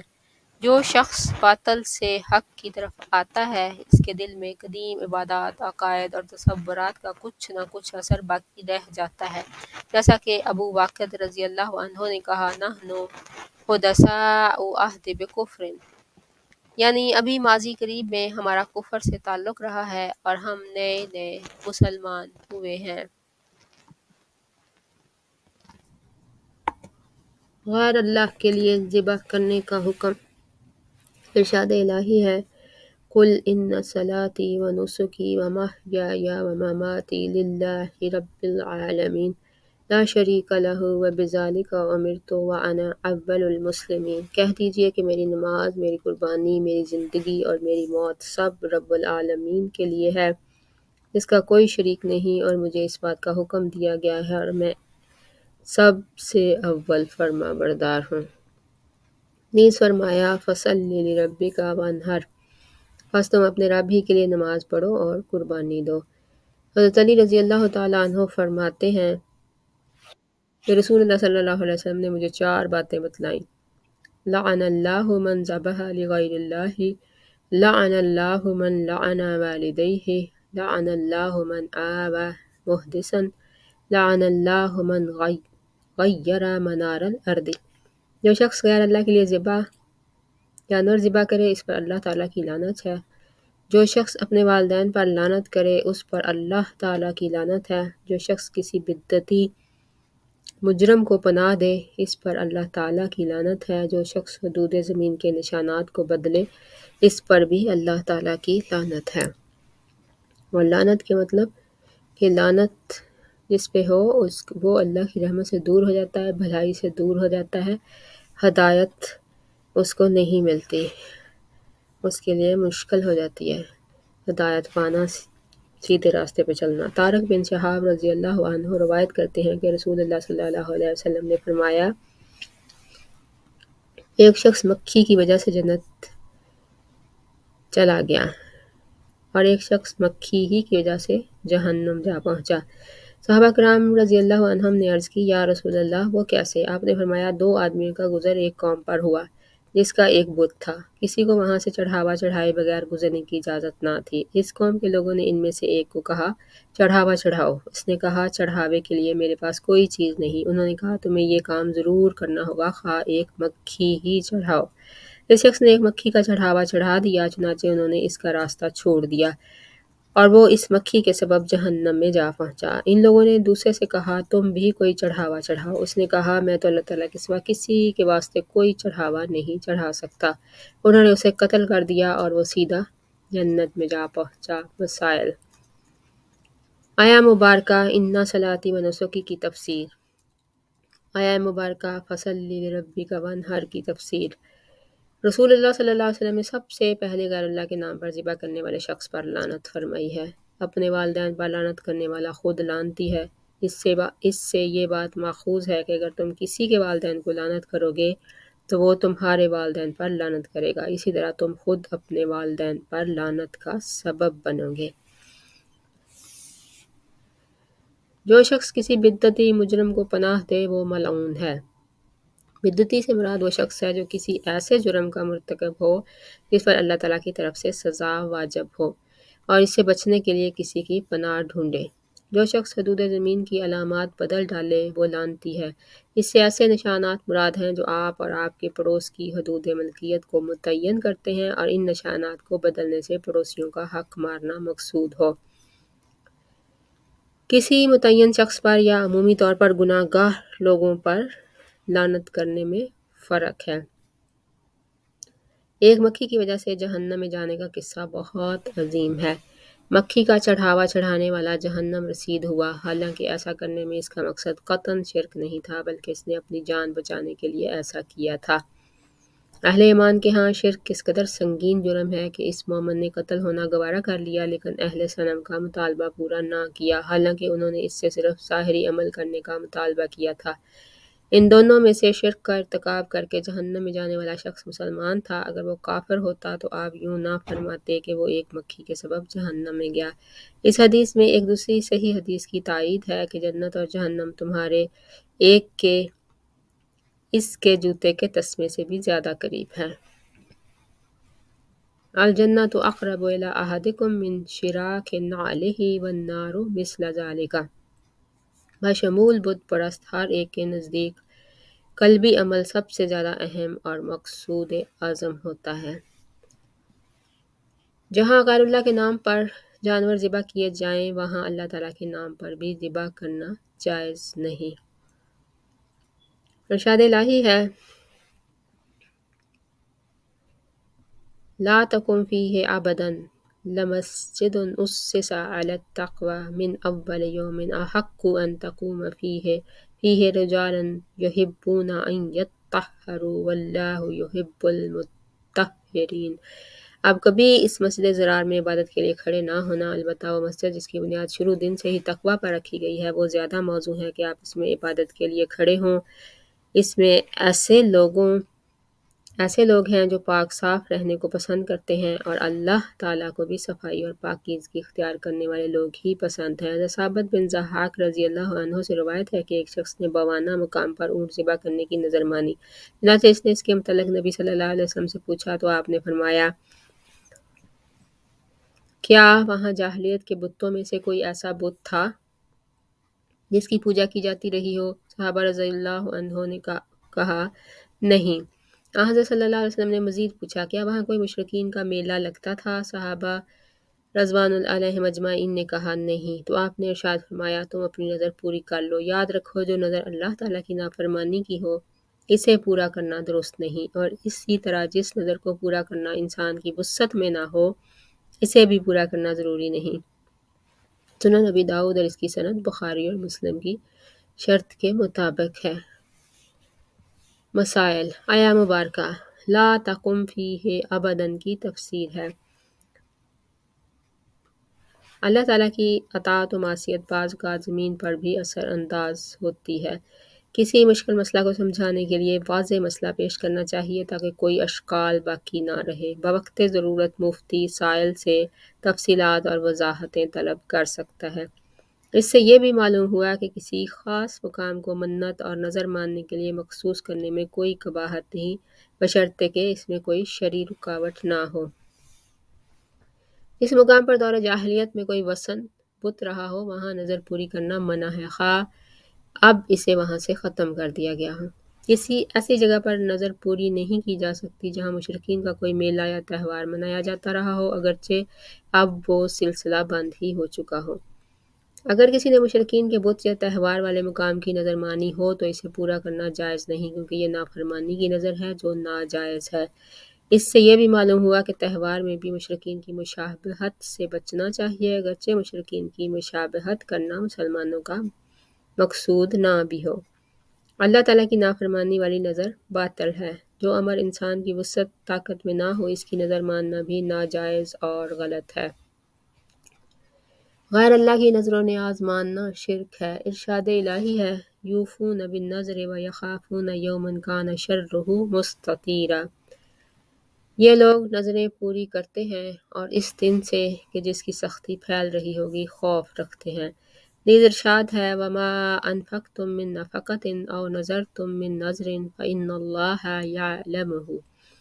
اور تم اللہ تعالیٰ کی راہ میں جو کچھ بھی خرچ کرو یا جو بھی نظر مانو اللہ تعالیٰ اس کو جانتا ہے۔ حضرت عائشہ رضی اللہ تعالیٰ عنہ سے روایت ہے کہ رسول اللہ صلی اللہ علیہ وسلم نے فرمایا من نظر ان یطیع اللہ فلیطعہ ومن نظر ان یعصی اللہ فلا یعصہ۔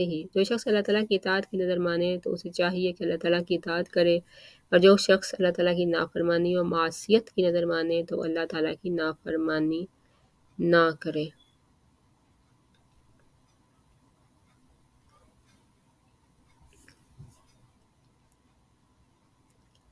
نظر کو پورا کرنا واجب ہے۔ اس کے مسائل ہیں۔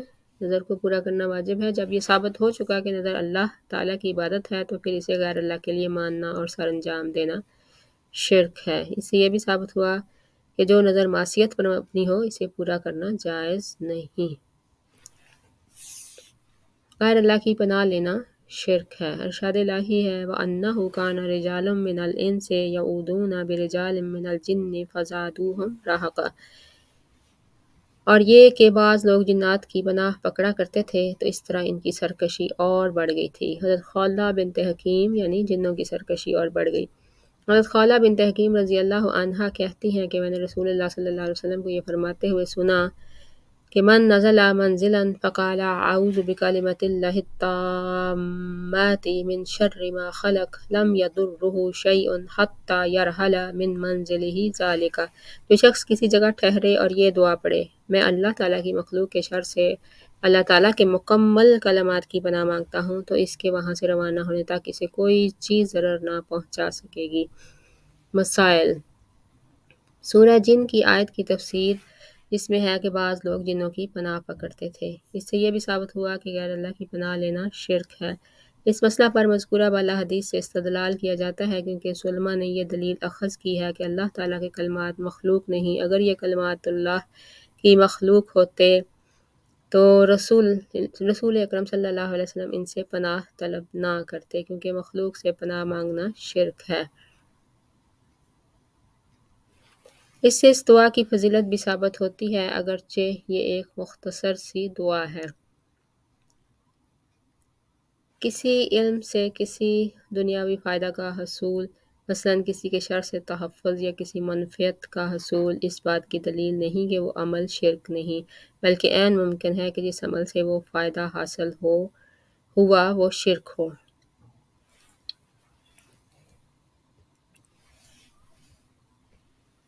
غیر اللہ سے فریاد کرنا یا انہیں پکارنا شرک ہے۔ ارشاد الہی ہے وَلَا تَدْعُ مِن دُونِ اللَّهِ مَا لَا يَنفَعُكَ وَلَا يَضُرُّكَ فَإِن فَعَلْتَ فَإِنَّكَ إِذًا مِّنَ الظَّالِمِينَ وَإِن يَمْسَسْكَ اللَّهُ بِضُرٍّ فَلَا كَاشِفَ لَهُ إِلَّا هُوَ وَإِن يُرِدْكَ بِخَيْرٍ فَلَا رَادَّ لِفَضْلِهِ يُصِيبُ بِهِ مَن يَشَاءُ مِنْ عِبَادِهِ وَهُوَ الْغَفُورُ الرَّحِيمُ، اور تم اللہ تعالیٰ کو چھوڑ کر کسی ایسی چیز کو نہ پکارنا جو نہ کچھ تمہارا بھلا کر سکے اور نہ نقصان، اگر تم ایسا کرو گے تو ظالموں میں سے ہو جاؤ گے، اور اگر اللہ تعالیٰ تمہیں کوئی مصیبت پہنچائے تو اس کے سوا کوئی اس کو دور کرنے والا نہیں، اگر تم سے بھلائی کرنا چاہے تو کوئی اس کے فضل کو روکنے والا نہیں، وہ اپنے بندوں میں سے جسے چاہتا ہے اپنے فضل سے نوازتا ہے اور وہ بخشنے والا اور رحم فرمانے والا ہے۔ نیز ارشاد الہی ہے ان الذین تعبدون من دون اللہ لا یملکون لکم رزقا فابتغوا عند اللہ الرزق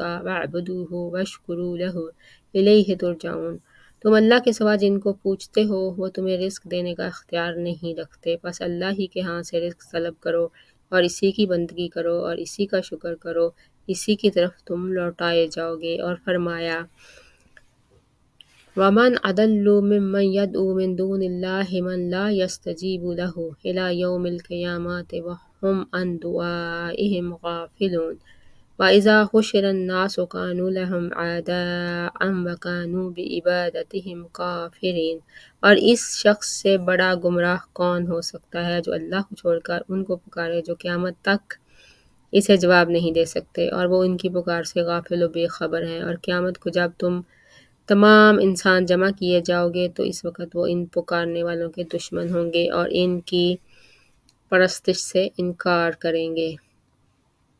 نیز فرمایا امن یجیب المضطر اذا دعاہ ویکشف السوء ویجعلکم خلفاء الارض االہ مع اللہ قلیلا ما تذکرون، جب کوئی بے قرار فریاد کرے تو کون ہے جو اس کی پکار اور فریاد کو سنے، کون اس کی تکلیف دور کرتا ہے اور کون ہے جو تمہیں زمین کا خلیفہ بناتا ہے، یہ سب کچھ اللہ کرتا ہے، تو کیا اللہ کے ساتھ کوئی اور معبود ہے؟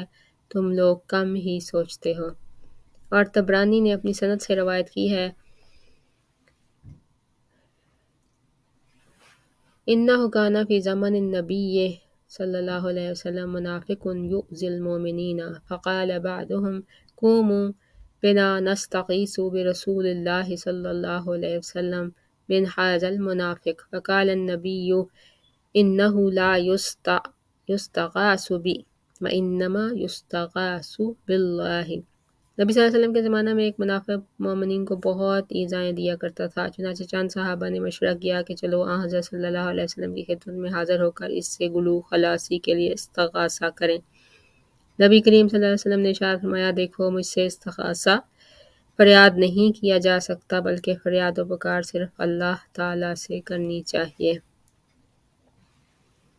مسائل: اس سے ثابت ہوا کہ دعا عام ہے اور استغاثہ خاص۔ بس استغاثہ کے بعد دعا کا ذکر کرنا عطف العام علی الخاص کے قبیل سے ہے۔ اس سے آیا مبارکہ وَلَا تَدْعُوا مِن دُونِ اللہِ مَا لَا يَنفَعُكَ وَلَا يَضُرُّكَ کی تفسیر بھی معلوم ہوئی۔ غیر اللہ کو پکارنا، اس سے فریاد کرنا شرک اکبر ہے۔ کوئی انتہائی نیک و برگزیدہ شخص بھی اگر غیر اللہ کو اس کی رضا و خوشنودی کے حصول کی غرض سے پکارے تو وہ بھی ظالموں میں سے ہوگا۔ اس سے وَلَا تَدْعُوا مِن دُونِ اللہِ کے بعد والی آیت کی تفسیر بھی معلوم ہوا کہ غیر اللہ کو پکارنا کفر ہے اور یہ عمل دنیا میں بھی لوگوں کو فائدہ نہیں پہنچا سکتا۔ اس تفصیل سے تیسری آیہ مبارکہ فَابْتَغُوا عِندَ اللہِ الرِّزْقَ کی تفسیر بھی واضح ہوتی ہے۔ اس اللہ تعالیٰ کے سوا کسی سے روزی طلب نہیں کرنی چاہیے، جیسا کہ اس کے سوا کسی سے طالب جنت بھی نہیں ہونا چاہیے۔ اس سے چوتھی آیہ مبارکہ وَمَنْ أَضَلُّ کی تفسیر بھی واضح ہوتی ہے۔ جو شخص غیر اللہ کو پکارے یا اس سے فریاد کرے، اس سے بڑھ کر کوئی گمراہ نہیں۔ اللہ تعالیٰ کے سوا جنہیں پکارا جاتا ہے وہ پکارنے والے کی پکار سے بے خبر ہیں، وہ نہیں جانتے کہ انہیں پکار رہا ہے۔ اللہ تعالیٰ کے علاوہ جس کو پکارا جاتا ہے وہ اس پکار کے سبب قیامت کے دن پکارنے والے کا دشمن ہوگا۔ غیر اللہ کو پکارنا در حقیقت اس کی عبادت ہے۔ جن کو پکارا جاتا ہے وہ قیامت کے دن اس پرستش کا انکار کر دیں گے۔ غیر اللہ کو پکارنے کے سبب ہی وہ شخص سب سے زیادہ گمراہ ہوا۔ اس سے پانچویں آیت اَمَّن یُجِیبُ الْمُضْطَرَّ اِذَا دَعَاہُ کی تفسیر بھی واضح ہو جاتی ہے۔ حیران کن بات تو یہ ہے کہ بتوں کے پجاری اور ان کو پکارنے والے بھی اعتراف کرتے ہیں کہ پریشان و بے قرار آدمی کی پکار کو صرف اللہ ہی سنتا ہے اور وہی نجات دیتا ہے۔ یہی وجہ ہے کہ مشکلات میں وہ بھی خالص اللہ ہی کو پکارتے ہیں۔ اس سے ثابت ہوتا ہے کہ حضرت صلی اللہ علیہ وسلم نے مکمل طور پر چمن توحید کی حفاظت فرمائی اور امت کو اللہ تعالیٰ کی ساتھ انتہائی ادب و احترام کی تعلیم دی۔ بے اختیار مخلوق کو پکارنا۔ ارشاد الہی ہے اَیُشْرِکُونَ مَا لَا يَخْلُقُ شَیْئًا وَهُمْ يُخْلَقُونَ وَلَا يَسْتَطِیعُونَ لَهُمْ نَصْرًا وَلَا أَنفُسَهُمْ يَنْصُرُونَ۔ کیا وہ ایسوں کو اللہ تعالیٰ کا شریک بناتے ہیں جو کچھ بھی پیدا نہیں کر سکتے، کیونکہ وہ خود پیدا کیے جاتے ہیں اور نہ ان کی مدد کی طاقت رکھتے ہیں اور نہ اپنی ہی مدد کر سکتے ہیں۔ نیز ارشاد ہے وَالَّذِینَ تَدْعُونَ مِن دُونِهِ مَا يَمْلِكُونَ مِن قِطْمِیرٍ إِن تَدْعُوهُمْ لَا يَسْمَعُوا دُعَاءَکُمْ وَلَوْ سَمِعُوا مَا اسْتَجَابُوا لَکُمْ وَیَوْمَ الْقِیَامَةِ یَکْفُرُونَ بِشِرْکِکُمْ وَلَا يُنَبِّئُکَ مِثْلُ خَبِیرٍ۔ اور اللہ کو چھوڑ کر جن کو تم پکارتے ہو وہ ایک کھجور کی گٹھلی کے چھلکے کے برابر بھی مالک نہیں ہیں۔ تم اگر ان کو پکارا تو وہ تمہاری پکار نہیں سنتے، اور اگر سن بھی لیں تو تمہیں کوئی جواب نہیں دے سکتے، اور بروز قیامت وہ تمہارے شرک کا انکار کر دیں گے، اور اللہ خبیر کی طرح تمہیں کوئی خبر نہیں دے سکتا۔ یعنی اللہ کی صفت استعمال ہوئی ہے کہ اللہ خبر والا جو ہے وہ تو اس سے زیادہ تمہیں کوئی خبر نہیں دے سکتا۔ اور حضرت انس رضی اللہ عنہ سے مروی ہے شُجَّ النبی صلی اللہ علیہ وسلم یوم احد وکسرت رباعیتہ فقال کیف یفلح قوم شجوا نبیہم فنزلت لیس لک من الامر شیء۔ حضرت صلی اللہ علیہ وسلم غزوہ احد میں زخمی ہوئے اور آپ کے سامنے کے دو دانت شہید کر دیے گئے، جس پر آپ نے فرمایا ایسی قوم کیسے کامیاب ہو سکتی ہے جس نے اپنے نبی کو زخمی کر دیا ہے؟ تو اس پر یہ آیت نازل ہوئی لیس لک من الامر، اے پیغمبر اس معاملے میں آپ کو کچھ بھی اختیار نہیں۔ اور ابن عمر رضی اللہ تعالیٰ عنہ سے روایت ہے کہ انہوں نے رسول اللہ صلی اللہ علیہ وسلم کو سنا، آپ نے فجر کی نماز کی آخری رکعت میں جب رکوع سے سر اٹھایا تو سمع اللہ لمن حمدہ ربنا ولک الحمد کے بعد فرمایا اللہم العن فلانا و فلانا، یا اللہ فلاں اور فلاں پر لعنت فرما۔ تو اللہ تعالیٰ نے یہ آیت نازل فرما دی لیس لک من الامر شیء کہ اے پیغمبر اس معاملے میں آپ کو کچھ بھی اختیار نہیں۔ لعنت یعنی ہدایت سے محروم ہو جانا، بھلائی سے محروم ہو جانا، اس پہ اللہ سبحانہ وتعالیٰ کہہ رہے ہیں کہ اللہ کی مرضی ہے، آپ کو اس معاملے میں کوئی اختیار نہیں۔ اور ایک روایت میں ہے کہ یدو علی صفوان بن امیہ و سہیل بن عمرو والحارث بن ہشام فنظرت لیس لک من الامر شیء۔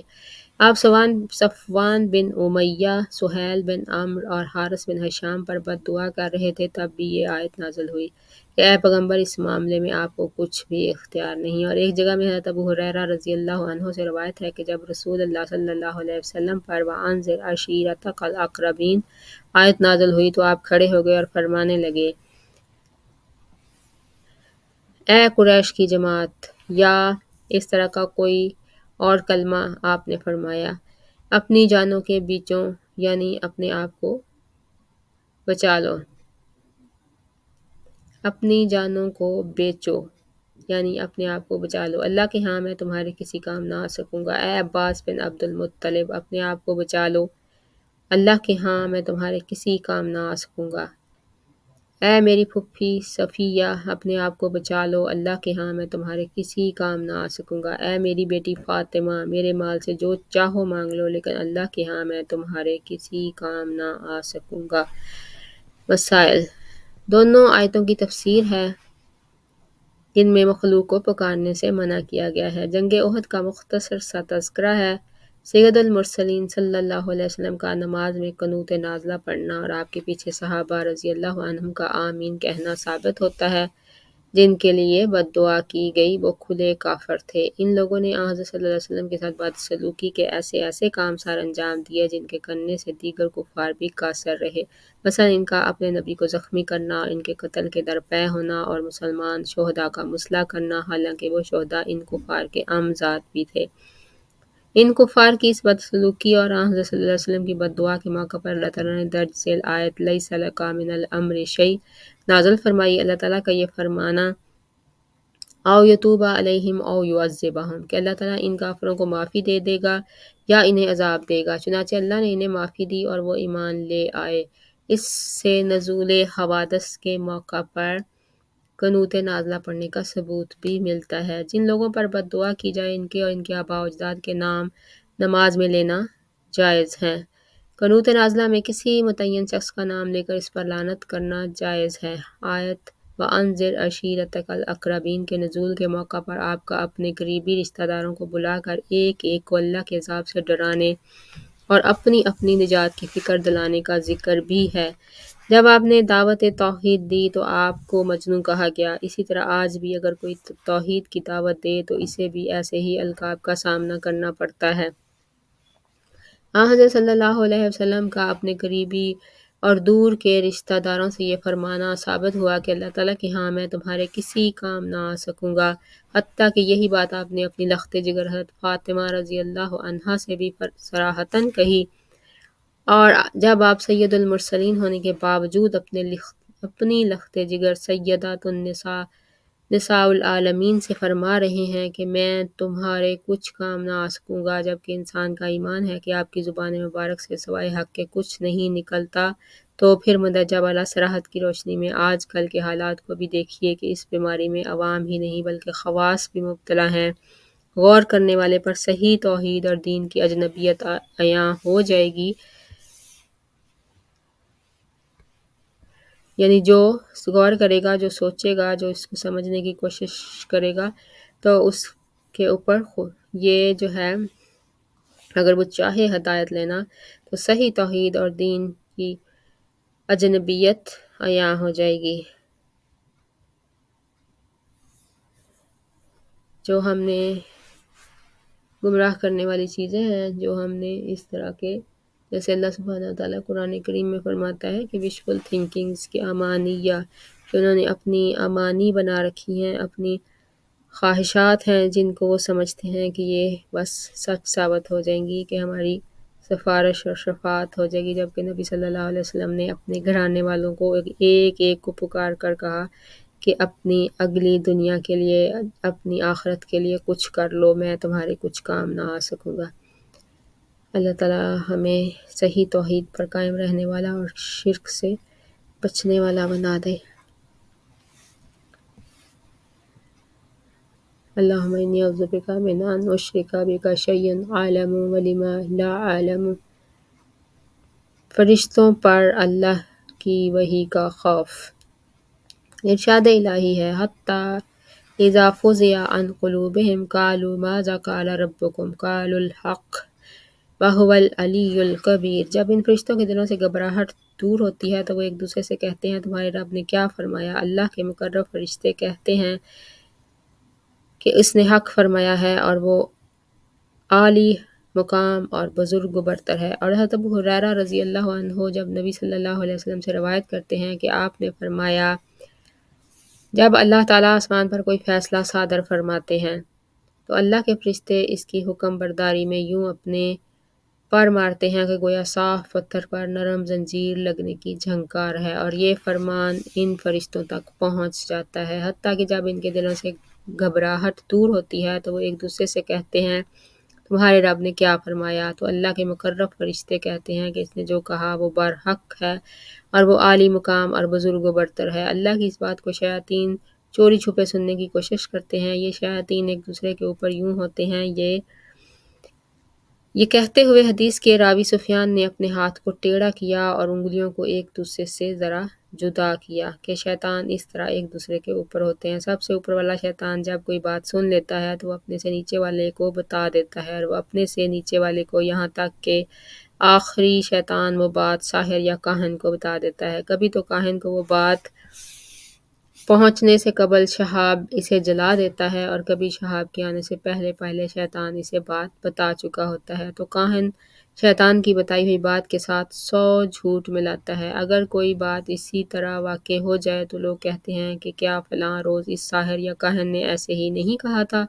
چنانچہ صرف اس ایک بات کے سچے ہونے سے اس کاہن کو سچا سمجھ لیا جاتا ہے، حالانکہ وہ بات تو آسمان سے سنی ہوئی ہوتی ہے۔ اور حضرت نواس بن سمعان رضی اللہ عنہ روایت کرتے ہیں کہ رسول اللہ صلی اللہ علیہ وسلم نے فرمایا اللہ تعالیٰ جب کسی بات کی وحی کا ارادہ فرماتے ہیں تو وہ اس وحی کا تکلم فرماتا ہے۔ چنانچہ اللہ تعالیٰ کے خوف سے تمام آسمانوں پر دہشت اور کپکپی طاری ہو جاتی ہے۔ جب آسمان والے اس آواز کو سنتے ہیں تو بے ہوش ہو کر سجدے میں گر پڑتے ہیں۔ سب سے پہلے حضرت جبرائیل علیہ السلام سر اٹھاتے ہیں۔ اللہ تعالیٰ اپنی وحی میں سے جو چاہتا ہے ان سے گفتگو فرماتا ہے۔ پھر جبرائیل ملائکہ کے پاس سے گزرتے ہیں تو وہ پوچھتے ہیں کہ اے جبرائیل، ہمارے رب نے کیا ارشاد فرمایا؟ تو جبرائیل علیہ السلام کہتے ہیں اس نے حق فرمایا اور وہ عالی مقام اور بزرگ و برتر ہے۔ پھر تمام فرشتے بھی یہی الفاظ پکارتے ہیں۔ پھر جبرائیل علیہ السلام اس وحی کو جہاں اللہ عز و جل کا حکم ہوتا ہے پہنچا دیتے ہیں۔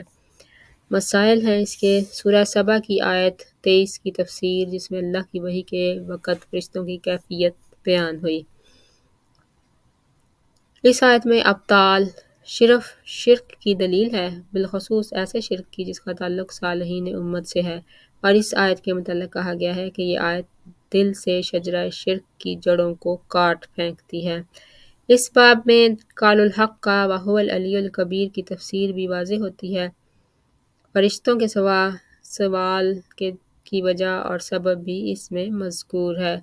فرشتوں کے سوال پر جبرائیل علیہ السلام انہیں جواب دیتے ہوئے کہتے ہیں کہ اللہ تعالیٰ نے یہ فرمایا ہے۔ اس میں اس بات کی بھی وضاحت ہے کہ جب سب فرشتے بے ہوش ہو جاتے ہیں تو سب سے پہلے جبرائیل علیہ السلام سر اٹھاتے ہیں، کیونکہ ہر آسمان کے فرشتے جبرائیل علیہ السلام سے سوال کرتے ہیں، لہٰذا وہ سب کو جواب دیتے ہیں۔ بے ہوشی اور غشی تمام آسمانوں کے فرشتوں پر طاری ہوتی ہے۔ اللہ تعالیٰ کے کلام سے آسمان لرز جاتے ہیں۔ اللہ تعالیٰ کے حکم سے حضرت جبرائیل اللہ کی وحی کو منزل مقصود تک پہنچاتے ہیں۔ شیاطین چوری چھپے اللہ تعالیٰ کے کلام کو سننے کی کوشش کرتے ہیں۔ اس مقصد کے لیے وہ ایک دوسرے کے اوپر سوار ہو جاتے ہیں۔ ان شیاطین پر شہاب چھوڑا جاتا ہے۔ بعض اوقات کاہن تک بات پہنچنے سے قبل ہی شہاب اس شیطان کو خاک استر کر دیتا ہے، اور کبھی شہاب کے آنے سے پہلے یہ شیطان اپنے انسانی دوست کو بات بتا چکا ہوتا ہے۔ بعض اوقات کاہن کی بات صحیح بھی ثابت ہو جاتی ہے، اور اسی وجہ سے لوگ یقین کرنا شروع کر دیتے ہیں، اور کاہن اس ایک بات کے ساتھ 100 جھوٹ ملا دیتا ہے۔ کاہن کے جھوٹوں کو لوگ محض اس لیے درست مان لیتے ہیں کہ اس کی ایک بات تو صحیح تھی، حالانکہ وہ بات آسمان سے سنی گئی ہوتی ہے۔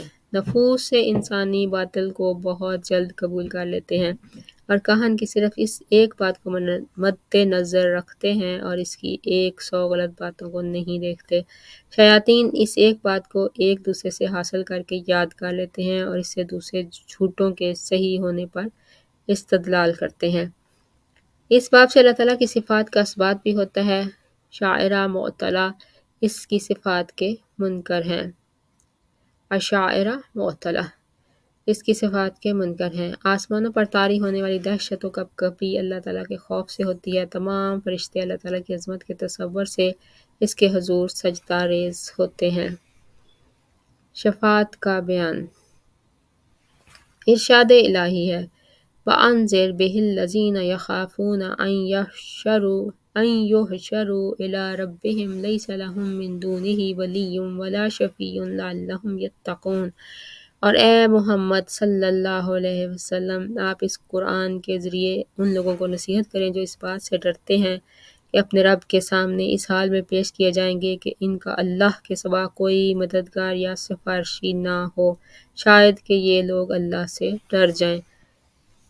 اور فرمایا قُلْ لِلَّهِ الشَّفَاعَةُ جَمِيعًا، اے محمد صلی اللہ علیہ وسلم کہہ دیجئے کہ ہر قسم کی شفاعت اللہ کے اختیار میں ہے۔ نیز فرمایا مَنْ ذَا الَّذِي يَشْفَعُ عِنْدَهُ إِلَّا بِإِذْنِهِ، کون ہے جو اس کے حضور اس کی اجازت کے بغیر سفارش کر سکے۔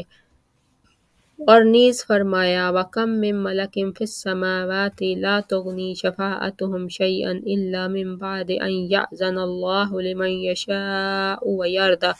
اور آسمانوں میں کتنے ہی فرشتے ہیں کہ جن کی سفارش کچھ بھی فائدہ نہیں دے سکتی مگر بعد اس کے کہ اللہ جس کے لیے شفاعت کی اجازت دے اور پسند کرے۔ نیز فرمایا قُلِ ادْعُوا الَّذِينَ زَعَمْتُم مِّن دُونِ اللَّهِ لَا يَمْلِكُونَ مِثْقَالَ ذَرَّةٍ فِي السَّمَاوَاتِ وَلَا فِي الْأَرْضِ وَمَا لَهُمْ فِيهِمَا مِنْ شِرْكٍ وَمَا لَهُ مِنْهُمْ مِنْ ظَهِيرٍ وَلَا تَنفَعُ الشَّفَاعَةُ عِندَهُ إِلَّا لِمَنْ أَذِنَ لَهُ۔ اے محمد صلی اللہ علیہ وسلم ان مشرکین سے کہہ دیجئے کہ اللہ کے سوا جن کو تم معبود سمجھتے ہو انہیں پکار کر دیکھو، وہ آسمانوں اور زمین میں ایک ذرہ کے بھی مالک نہیں، اور زمین و آسمان کی ملکیت یا ان کی